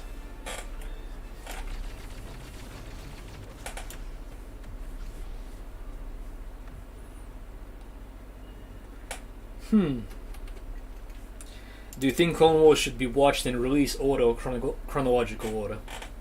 Release order is completely fine as far as I'm concerned. That's the way we watched it. It's completely fine. Although some people would be confused when they see some characters who died in previous episodes, yet they're in the next season. Like Anaconda Farr, the friend of Padme Amidala. You know, that would happen. I remember when the Force... when we were in primary school, like 7th or 8th grade, or something like that, the Force Unleashed trailer came out, and it felt like the only... I mean, we didn't know about the EU then. We only knew about Star Wars episodes 1 to 6 and the 2003 Clone Wars. And the Clone Wars series, well, we weren't aware of it yet, since it was 2007 then. And we were waiting for 2008 for the Force Unleashed to come out, and we were super excited. I remember being confused, like, with the trailer, how is Palpatine and Vader alive? Because I didn't know of the concept of them simply going back, choosing a space, like, choosing a area in the timeline where they're gonna do the story. I thought it was after Episode 6. I'm like, what the hell? Why is he alive? Like, what's going on? Alternate reality. So yeah, that was me in 2007. Complete moron. Amazing game. Started playing it like a few days ago for the 50th time. Oh, well, it never gets old though, that's for sure. Yeah, we gotta record some footage from it for some future videos, hopefully. Favorite campaign missions in Battlefront 2. I like the one when you're going to Mustafar. The Empire, when it's invading Mustafar, as it has some, you know, separatists that are still, you know, resisting the Empire. A very good concept. Very much enjoyed it. Mm-hmm. I really like the one where they release the prisoners in the Death Star because they're bored. That was also a really cool mission. Yeah, that's interesting because it's also part of the EU and how the Death Star plans were stolen, or at least a segment of the Death Star plans was stolen. Also goes hand in hand with Ram Koda and the clone of Fallon Gray X2 when they infiltrated the Death Star. Like, most likely during the same time as Rogue One happens but after Kyle Katarn went to steal the plans. We just like to think that it's all considered like parts and pieces of the plans and whatnot. The Nintendo 64 Star Wars games, honestly, we never had the chance to play any of them.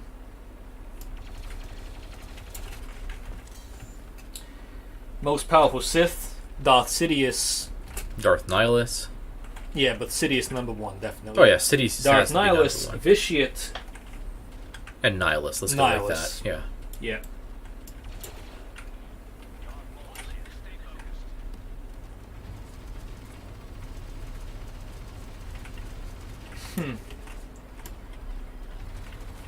Clone Wars 2003 and 2008 fit without a problem. I just don't see where the inconsistencies are regarding that. I mean, you have a 3-year gap. Why not? It's not a problem at all. I mean, if you have some inconsistencies you can name, shoot. But to us, we don't really care too much about some details like that, because after all, you can modify. You can just say, "Oh, it happened a day earlier," or whatever. Not too important. Like, we never did really get into that much detail on that stuff because, to us, it's like, why not? Star Wars is for enjoyment. We enjoy it the way it is, like that. Good enough.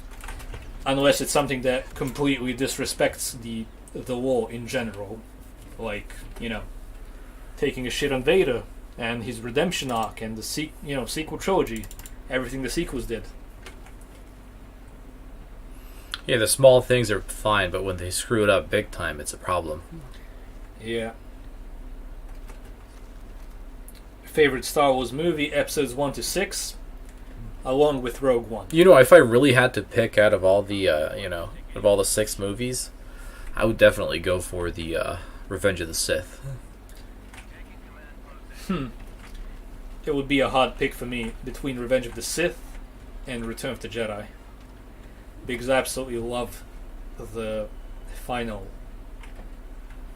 arc of Return of the Jedi with Luke, Vader, and Palpatine, especially the music. Amazing. Well, Rex isn't in the Clone Wars, but that doesn't mean that he's not there. You have plenty of missions, like in for example, the 2008 Clone Wars, where Anakin isn't with Rex, or some of them. They're all divided. So I don't see a real problem there. Basically, you have a battle of Coruscant. You have Anakin and Obi-Wan there, like in Revenge of the Sith. Mace Windu is where he is. Fordo is fighting against the droids, and then at the same time, if you want, if that's your preference, you can have, Ahsoka and Rex and Mandalore. Why not? Hope for future Star Wars movies. I personally don't. No, not at all. No hope at all, unless Hollywood somehow doesn't become a propaganda machine. What do you think, Todd? I think if the leading team that makes the decisions for Star Wars changes, then I think, yes, there is some hope, but I doubt that's going to happen.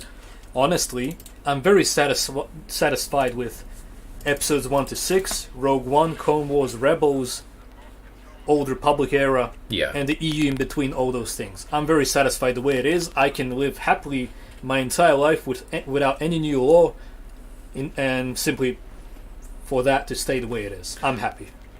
I don't need it. Also, Jedi Fallen Order. Why not? Yeah, it's a pretty good game. Yeah.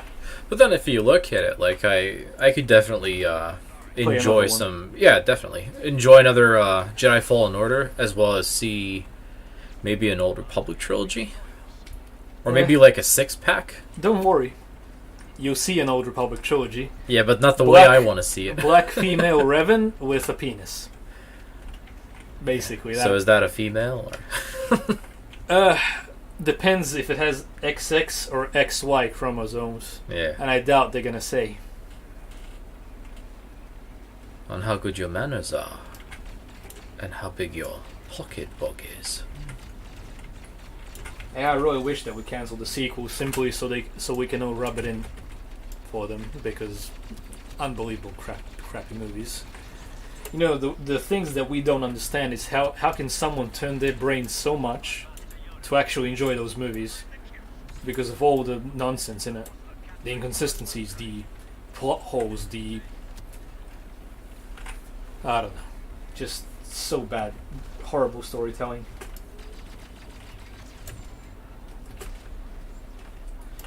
Favorite Sith Lord? Sidious for me. He's got that feel. Yeah, definitely, and he's got the memes as well. Yeah, he's eerie. He's powerful. His everything is Sith Lord. Should be. Yes. Yeah, and if he fought against Vitiate, he would definitely top him. Definitely. Yeah. Even though this guy knows some ancient rituals to, rid the world. I think it could be like a close fight, but definitely I think in the end Sidious would best him, definitely. Yeah. Technically, Vitiate doesn't even know how to fight with a lightsaber. Very poor skills with it. While Sidious could take on anyone. Yeah. As we've discussed in the well, actually we didn't. We have that recorded, but we don't have that out yet.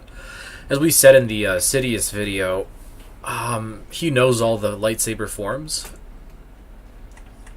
Well, almost all of it. And he has extensive knowledge of the, the dark side in general, and even tapped into some Sith rituals that Vitiate knows and everything else. But yeah, in the end, I think Darth Sidious would definitely best Vitiate.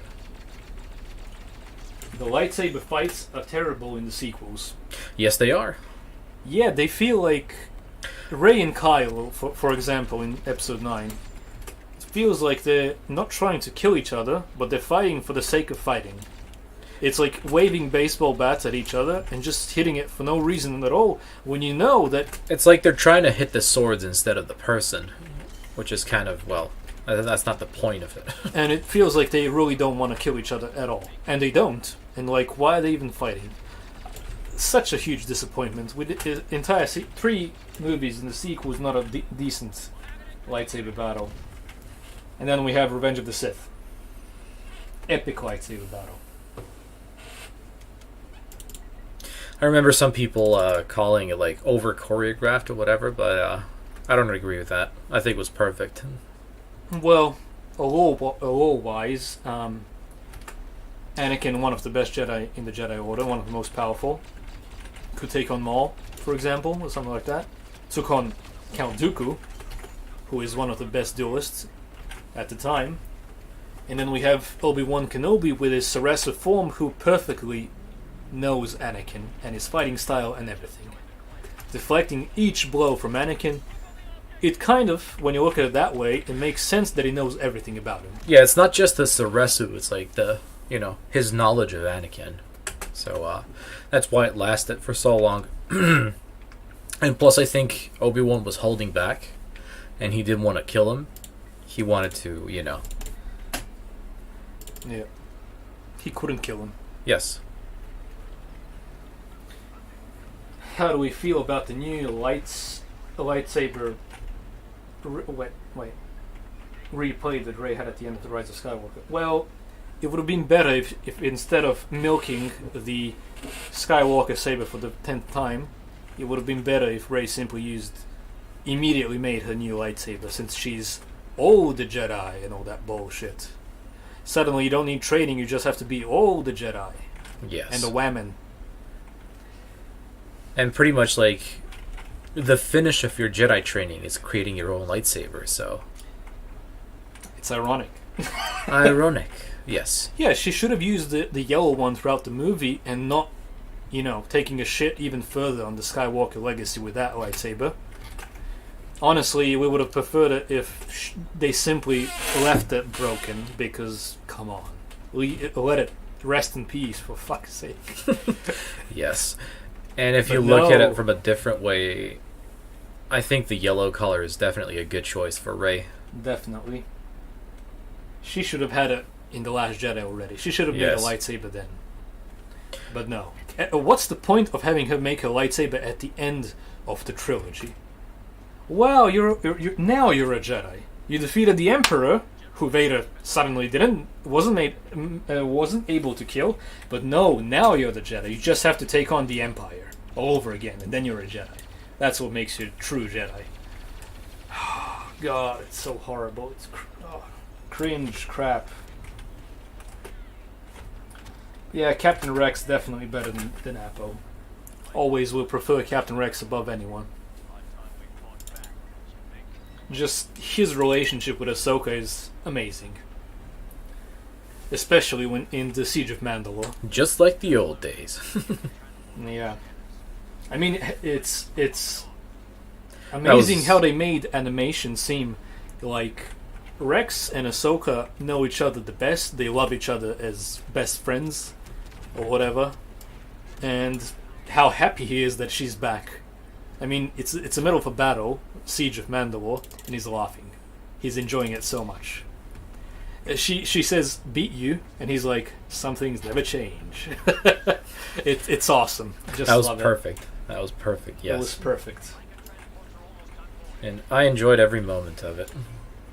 Just like the simulations.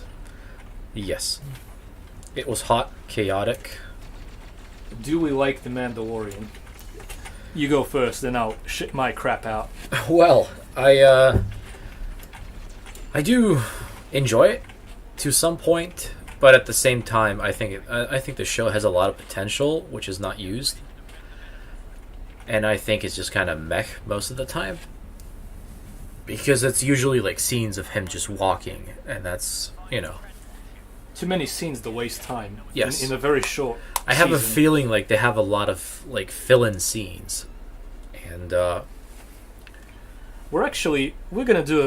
we were planning on doing a video of The Mandalorian, which we also didn't want to bother with, just like The Rise of Skywalker, but you're going to get The Rise of Skywalker review, sort of, like half-assed, just going to record it, and without any editing, because a lot of people want to see it, and we just don't want to waste time on something we don't care about. There's probably going to be some edit, though. I'm going to just put some things in. Yeah, some things maybe, just for it to make sense when we talk about something, but nothing too much, because we don't want to waste time on that. We have some great Lego and War videos coming, and also I have to re-upload my updated Tunisia video. So yeah, regarding The Mandalorian, we're just gonna edit it regularly, and it's also a video that we didn't finish, and we started it like in December. We wanted to talk about the entire season 1 of it, so you're gonna see our opinions there, and it's too meh. It's nothing special. I hope the second season does well. Yeah, I mean, The Mandalorian, it can either get better or it can get woke. I don't see it being in the same level as season 1.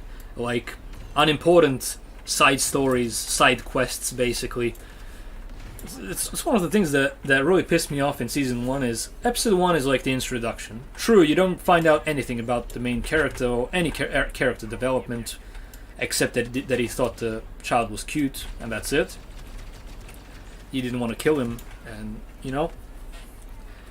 but the second episode already is a fill-in.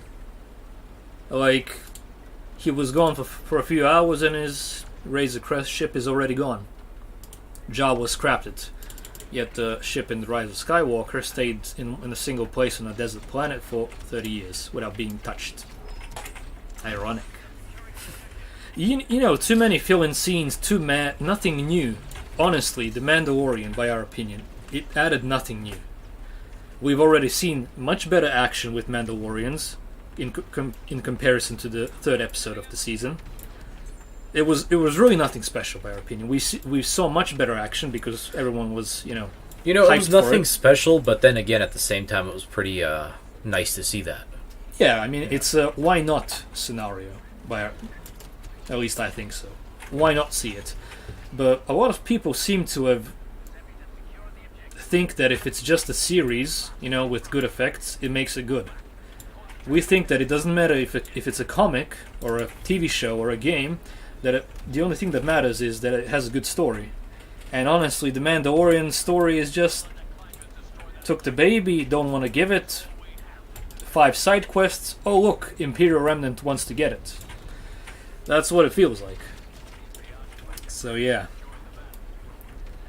It's just the storytelling is not impressive, and I think that should be the most important thing there. You know, good effects don't make a good movie or a series. Sequels show that. Basically. Oh yeah, you gotta have a good story to have a good movie, or you gotta have good characters. This seems like a Baby Yoda series. Also, the thing that doesn't play in its favor, but I think, is that, as far as I heard, they want to show us how the First Order, came to be. And let's be honest, the First Order is a joke. It's not even E of the Empire.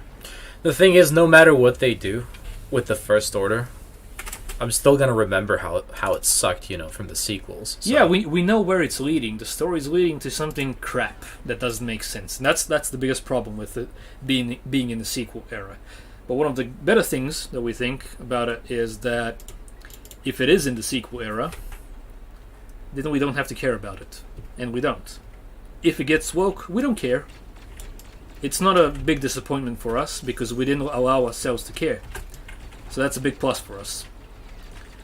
We didn't care about Jedi Fallen Order when it was coming out, and when you have zero expectations, you can't be disappointed, and the game was great. So that's our motto now for Star Wars, or anything from Hollywood crap.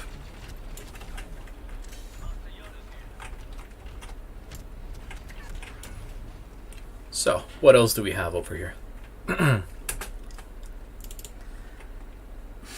What is it? What are your thoughts on Doomcock's Veil of the Force story and how it could possibly get rid of the sequel trilogy from canon? Is that the part where the sequel trilogy gets deleted with the world between worlds thing? If so, do anything, just get rid of it, kill it with fire. Whatever.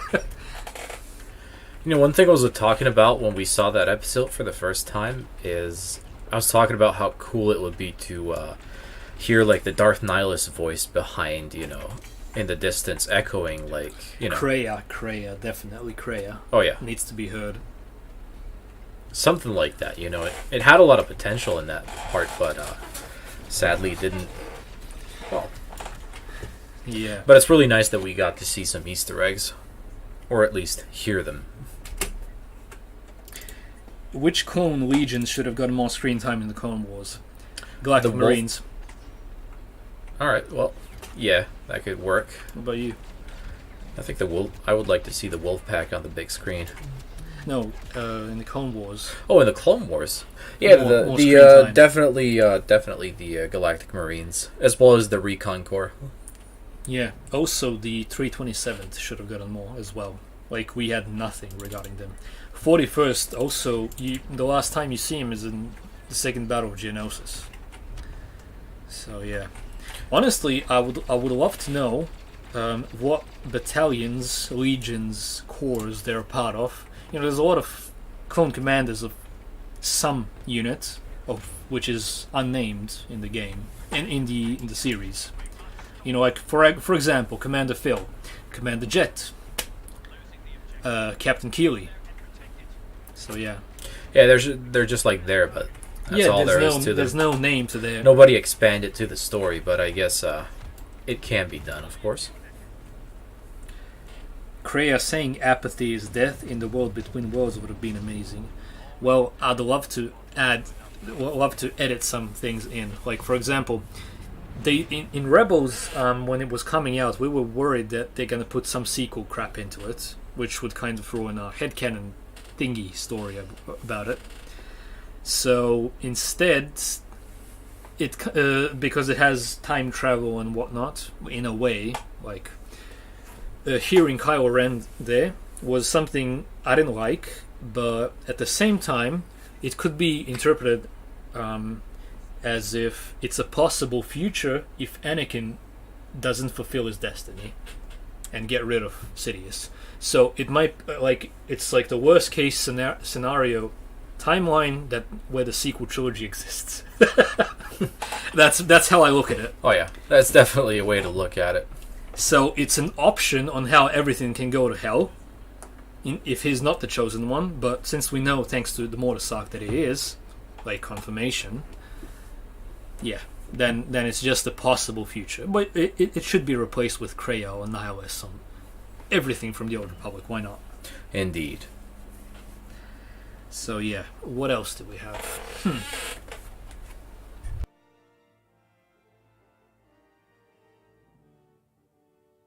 Rebels is good because I hate Rebels. Let's see. Why we think, for example, the Rebels is good. Sure, the animation style is a bit more childish than Clone Wars, like much more. At first we didn't like Ezra's character at all. Too childish, and had some filler episodes, but as soon as the other characters from the Clone Wars started coming, it started becoming good for us. But at the end, when we look at the overall story, it has some very good things answered, which you would only ask at 3 a.m. in the morning, which is basically like, how did the Rebel Alliance get the Y-Wings for A New Hope? Well, you get that answered in Season 3, for example, of Rebels. Maul getting a comeback, definitely seeing Vader versus Ahsoka, that was absolutely amazing. Seeing the clones that survived, Order 66 and everything, but keep in mind that we didn't know how the Clone Wars ended at that time, so it was a nice surprise to see them there. That was a good thing. Thrawn, nice surprise. Well, maybe Season 4 has the most fill-in episodes. They're like kind of boring, the first half of the season. Everything is a fill-in. But overall, when you look at the whole story of the 4 seasons of Rebels, it makes a lot of sense to the bigger picture of Star Wars. That's what we respect about it. It's not even close to enjoyable as Clone Wars, but we like it for what it is. And also Darth Maul versus Obi-Wan, perfect ending for Darth Maul. Indeed. Even he can be redeemed in a way if you look at it at the very end. That's what that is what Star Wars is about. And of course, the really enjoyable fight between Darth Maul and all the Inquisitors, that was pretty cool. Yeah, that was awesome as well. And how he just likes to be the master. Yeah. It's like characters in Star Wars have a fetish to be masters at something. It's unbelievable. Like everyone wants some of them to be someone to become their apprentice and be a master. Especially Maul. Actually, I did get some custom Lego clone, just so you know. Got a custom Commander Bly, got some Galactic Marines, even a Commander Devis. What else? Give me a sec.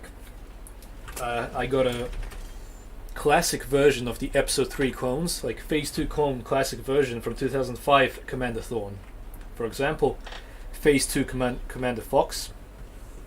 So yeah, I have some of them, and you're gonna see some reviews, but sadly it always takes a lot of time to edit everything, so yeah. Are we excited for the Lego Skywalker Saga? Definitely, but only for episodes 1 to 6. Not going after it. At least I'm not. So, what about you? Yeah, same old.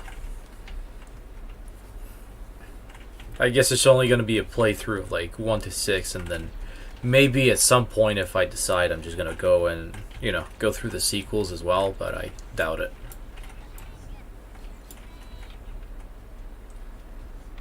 How is the Grand Inquisitor still alive? I'd love to know that. He asked the question, just so you know. Is he? Someone says it is. I'd love to hear about it. I thought Kanan killed him. He protect, he attack, but most importantly, he back.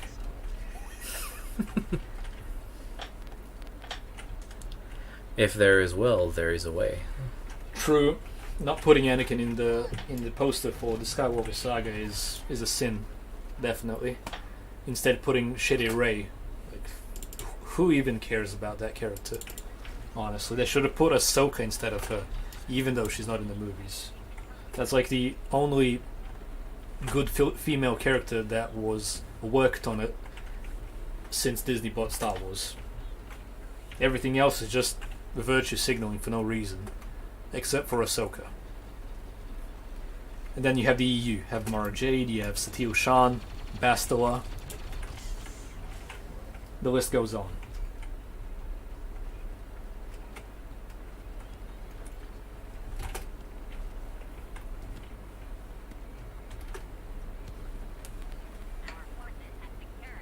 Do we consider Star Wars Theory's fan film as a part of our headcanon? Yes. It's a why not. It's a why not, indeed. It's a really good fan film. It adds more to Vader, it adds more to the story, yet it disrupts nothing already pre-existing, which is all that we ask from Star Wars, and something that Disney doesn't seem to be able to deliver. And plus, you get to see some clones as well.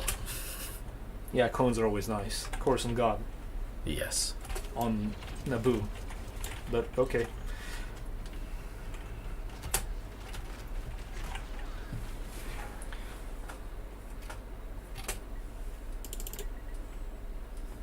Admiral, you know when people write with uppercase letters and normal letters, you know, like one's big, one's small. Me and Todd basically decided to read that stuff like this, so it's a bit retarded, but it's okay. The That's guy the way it Ryan should be. wrote, Admiral Hodel is a good character. When you write it that way, as you can see here in the chat, Or you get like a voice drop in your voice it's when basically you read Admiral Hodel wrote a good character. that. And I think that's how they read it as well. Yeah. Admiral Holdo was a good character. The voice drops and stuff like that. Anyway, do you guys have any questions? Any personal questions or whatever? We can answer anything here. It doesn't strictly have to be about Star Wars because, honestly though, too much of it is, we already have too much of it in our life anyway.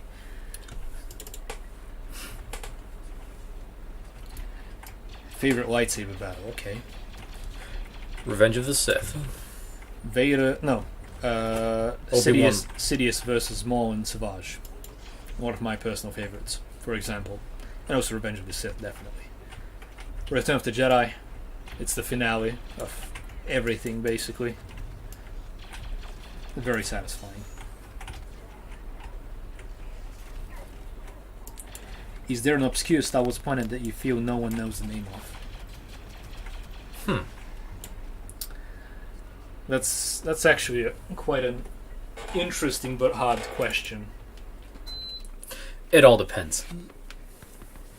I remember when Kashyyyk used to be an unknown planet.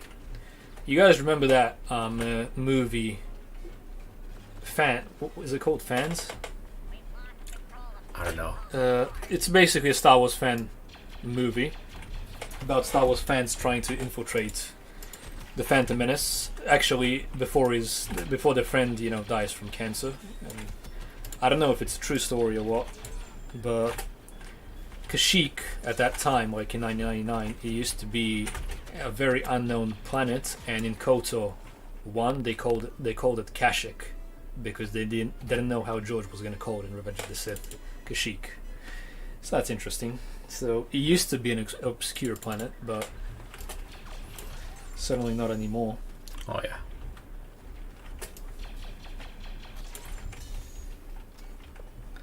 Favorite Lord of the Rings character? Aragorn.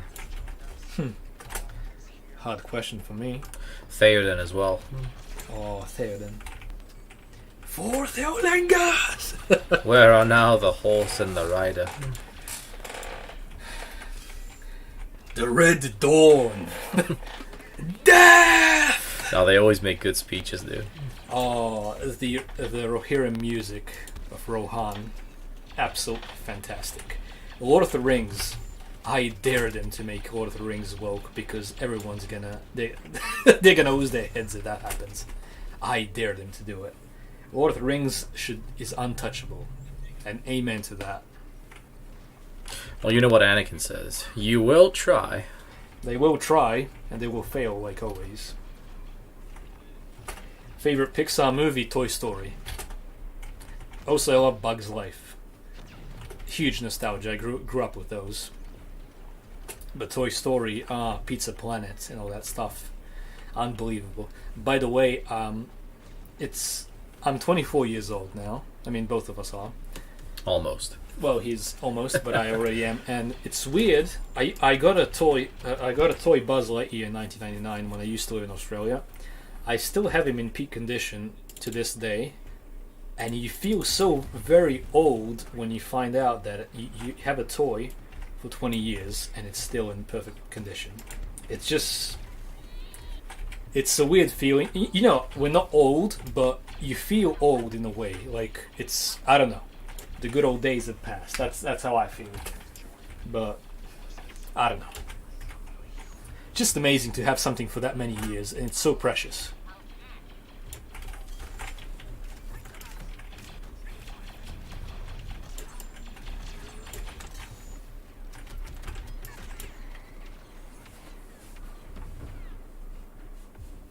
What music do we listen to?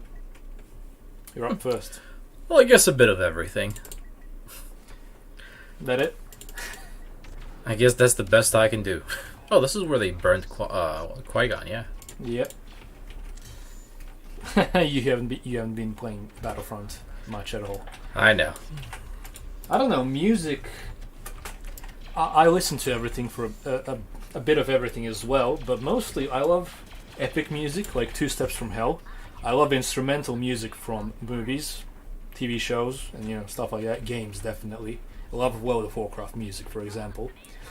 Regarding music like this, the first thing that came to mind was Johnny Cash songs. I love Johnny Cash. Amazing, amazing songs. We even used Johnny Cash's song "Ain't No Grave Gonna Hold My Body Down" for our channel intros and outros on a second channel, The Crossroads Inn, which you can check out if you want to. Basically, it's in every intro, and it has a deep meaning regarding the song. I mean, it is a Christian song in a way, although at the same time it's country and it's awesome. So I love listening to him, and a lot of things here and there. Basically, like from many artists, maybe a single song from a whole lot of artists. Like, it's not about the artist; it's about the specific song. So yes, and then you have like a full collection of, well, for example, Smash Mouth All Star, Somebody. For example, oh, that's a classic from Shrek, of course. That's the best. We're from Serbia. I don't know why we sound Dutch. I used to live in Australia, but I have no idea the way I speak. I know it's weird. I don't know what it is. Who cares? It's English and people understand it, so I guess that's good enough. Yep. And I guess that counts for me as well. I don't know how I sound, but I think it sounds okay. And I think people understand me to a point, so that's good enough for me. Do we like any LEGO themes aside from Star Wars? Lord of the Rings, of course, have a few Harry Potter sets. But in the past year, I've been trying to collect World of Warcraft LEGO sets. And we do reviews on that, because some people have been asking us if we're going to do more LEGO. And we do more LEGO, but not all of it is on the main channel. The rest of it is on the Crossroads Inn channel, which is about Lord of the Rings, Warcraft, Pirates of the Caribbean and stuff like that. And we did a few LEGO reviews there. It's basically, imagine some Chinese fake LEGO. It's not weapon. It's something like that, which ripped off the theme of Warcraft and made some vehicles from it. Like, for example, the Zeppelin from Warcraft. Or the siege engines and stuff like that. With some vaguely similar characters to the ones from the WoW universe, which I simply updated them to be something else, as well as the vehicles. So technically I have mocks, in a way, of LEGO Warcraft. And I'm really enjoying it, especially since I know that almost no one on the planet collects it. So I want to be the first. So you can check those out, and more are coming as well. Yes.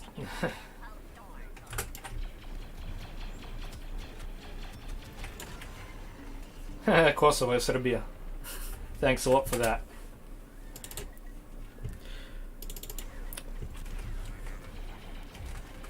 If we're real Serbs, do we listen to Aca Lukas and Sinan Sakic? Honestly, though, we don't really listen to Serbian music. From time to time, it all depends. It depends on the song. I mean, we know a whole lot of it, but we don't really listen to those guys specifically.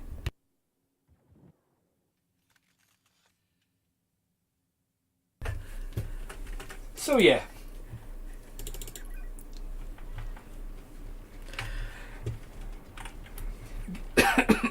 All right, let's see what else we have in the chat over there. Yep. Which Legends character would you like to become canon?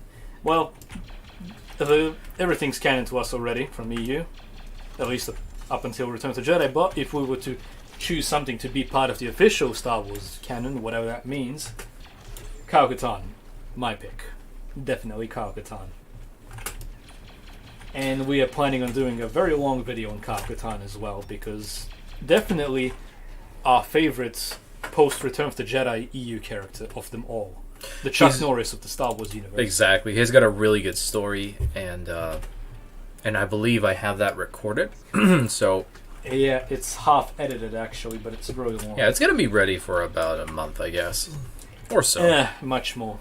I have a lot of work on it, actually. It's probably going to be December, but yeah. Just so you guys know that we have that as well. And it's just going to, well. Keep up the good work on unveiling corrupt Hollywood. Oh, we plan to. We plan to, because we hate what's been going on, and we're never going to stop regarding that. And we're going to do our best to not let them, brainwash children and whatnot, if possible. I don't know how to say it, but, we're just going to try our best.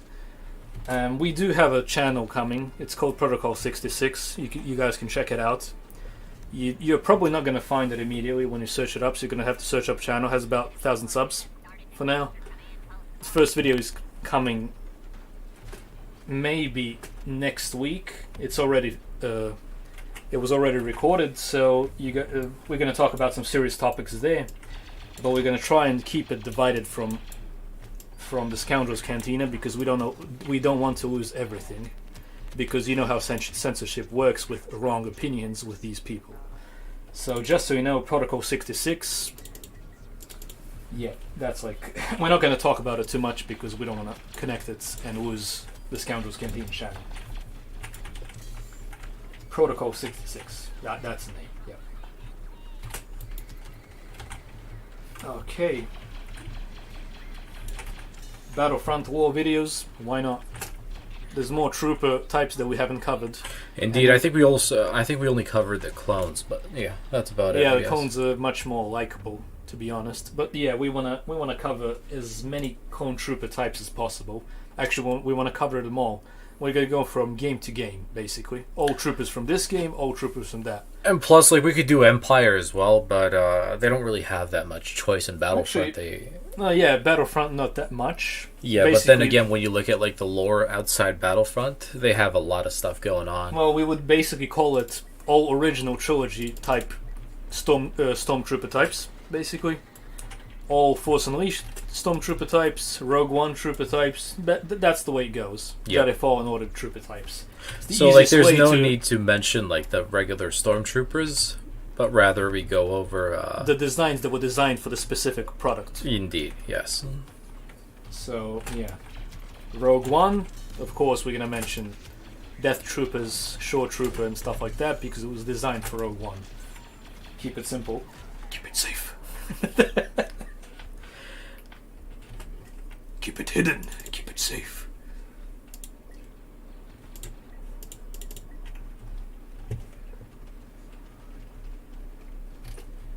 Thank you very much, CT7567.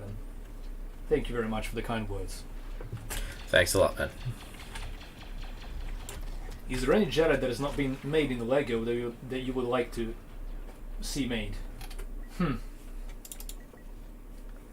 Well, there's a lot that I would like to see, but it all depends on the era. I would like to see a Kyle Katarn minifigure, even though I have my custom one, which I'm very happy with. It's one of the best custom minifigures that I ever made with my existing minifigures, but Kyle-Katarn, or someone from the Old Republic, definitely. I don't think Lego could beat your minifig, so Well, I think you're on the safe side with that one. Yep.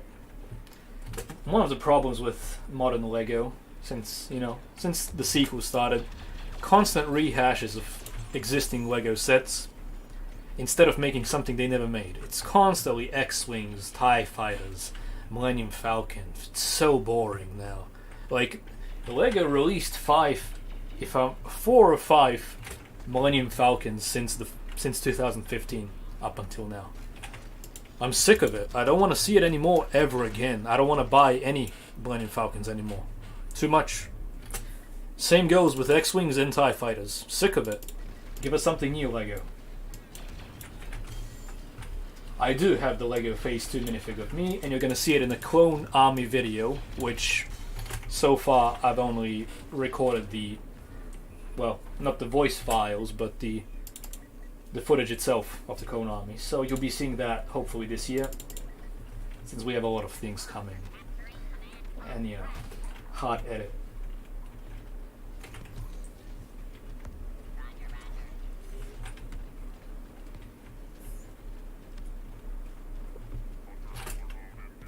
Yeah, it actually does take the value out of the originals when they spam too much. Falcon, unwatchable to us. Too much of it. TIE Fighter as well. That's one of the reasons why we don't care about Squadrons. I mean, also because it's woke crap already.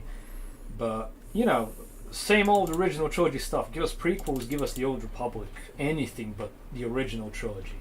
Even though we love it, but too much is too much. I don't really have that many expensive Lego clones. Basically, the most expensive ones are the ones you get in the most expensive Lego sets. The custom ones were very cheap.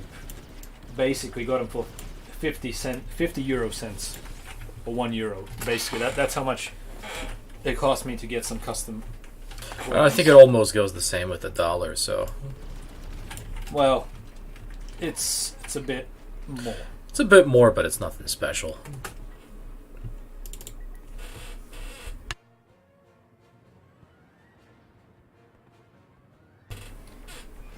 The Lego Lord of the Rings video game was fun. Yeah, definitely. Also the Hobbit one as well. So yeah. Arkanovi Tigrovi. No comments. We can't really talk about that stuff because we don't want to lose the channel. Because YouTube is very biased when it comes to opinions and wrong think crap. Sadly. It is what it is. What's your favorite Star Wars YouTuber besides yourself? Oh well, that is an interesting question. I really enjoyed Lore Master's videos when we were starting our channel, so I guess. Let's see. When we started, definitely when he was fact free. Yeah, fact free. That's what he was called before he was Lore Master. Fact free. We used to watch him a lot then. Geetsley, definitely. Dash Star. Oh yeah, I remember like 2014 Dash Star videos as well. Like the Jedi Outcast stuff.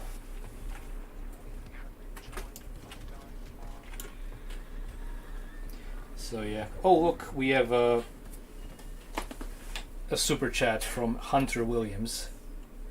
Will be sub to Protocol 66. Anything y'all are excited about the Mandalorian Season 2? Huh, okay. I'm excited about it. I want to see how it turns out, but at the same time, I think there's going to be a lot of filler episodes in there. Just like it. Yeah, that's sadly true, probably. I don't know. I want to see the Darksaber. Honestly, that's the only thing that excited me. Yeah, that kind of got me hooked when I saw it for the first time, and it was kind of sad that they ended the season there. So yeah, basically, to me personally, not to Todd, he enjoyed it much more than I did. The only thing that I liked in season 1 that excited me whatsoever was the Darksaber, definitely. So I want to see some action with it in season 2. That's like about it. And if the rumors are true, it would be really nice to see Tamara Morrison as Captain Rex or Boba Fett. or Ahsoka Tano, as the rumors go. But we just, I don't know. We have doubts about new Lego products all the time, because not Lego, Star Wars products, sorry. Because, you know, the Mandalorian can either get better with storytelling, or it can get woke and get much worse.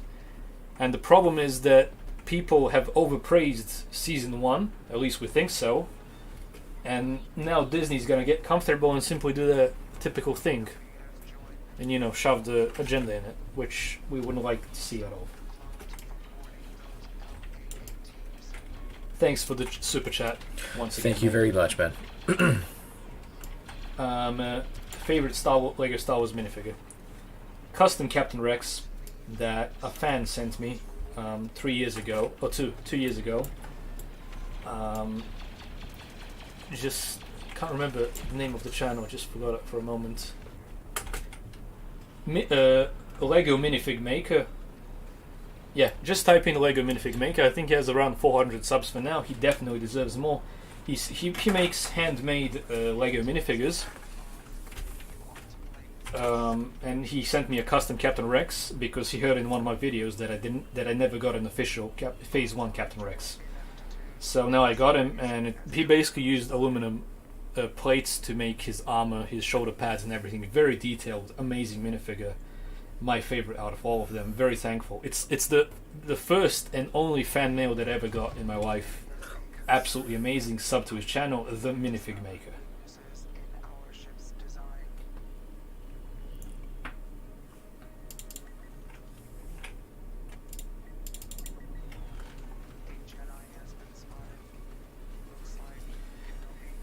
Anyway, guys, we'll slowly be finishing it off because it's been about 2.5 hours, and it's been that already, huh? Yeah, the time flies. Time definitely flies by, man. Yeah, it's definitely been a pleasure working this live stream, and we definitely hope to do a bit more in the future. But we're gonna have to, you know, just kind of work on our setup and you know, make sure everything's running correctly, and you know, just to kind of have the chat pop up a bit more and stuff like that, so we can read a lot more of your stuff. But I hope this was all right, at least. So yeah. Yep. Of course, mate. I would always accept it. I love Captain Rex, and I mean, you know, it's not something we usually do, fan mail and stuff like that. It's basically when people just simply want to, you know, do you the kindness of giving you something. It's awesome, but it's not something we ask or anything. So if you want to do it, just let us know, when I'll let you know where we live. It's always nice. It's very nice, and not to mention that we can't even say that we have fans. It's not like that. It feels idiotic of us to even have fans, because we're normal people just like you guys, you know. We just make videos, and it's nothing special, truly. Indeed. So yeah. Anyway, guys, we're gonna be finishing this off, and this video is probably gonna stay at least for 24 hours. I'm not really sure. Maybe even much more.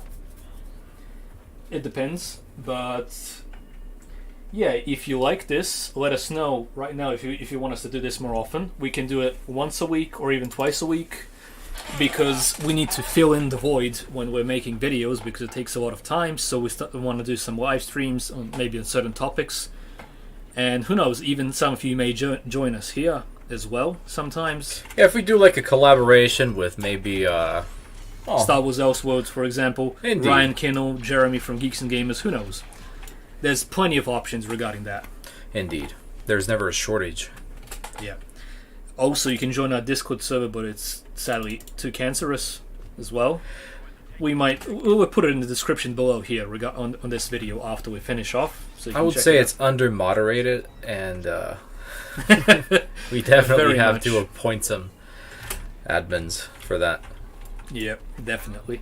It's horrible, but you guys can join if you want. You can also contact us over Facebook, but soon we'll be getting rid of that account because Facebook has been censoring us since November because of wrong think opinions, and we get a restriction like every week. the restriction passes in 7 days, and like 2 minutes later, we get an immediate restriction once again. That's been going on for 9 months, 10 months already.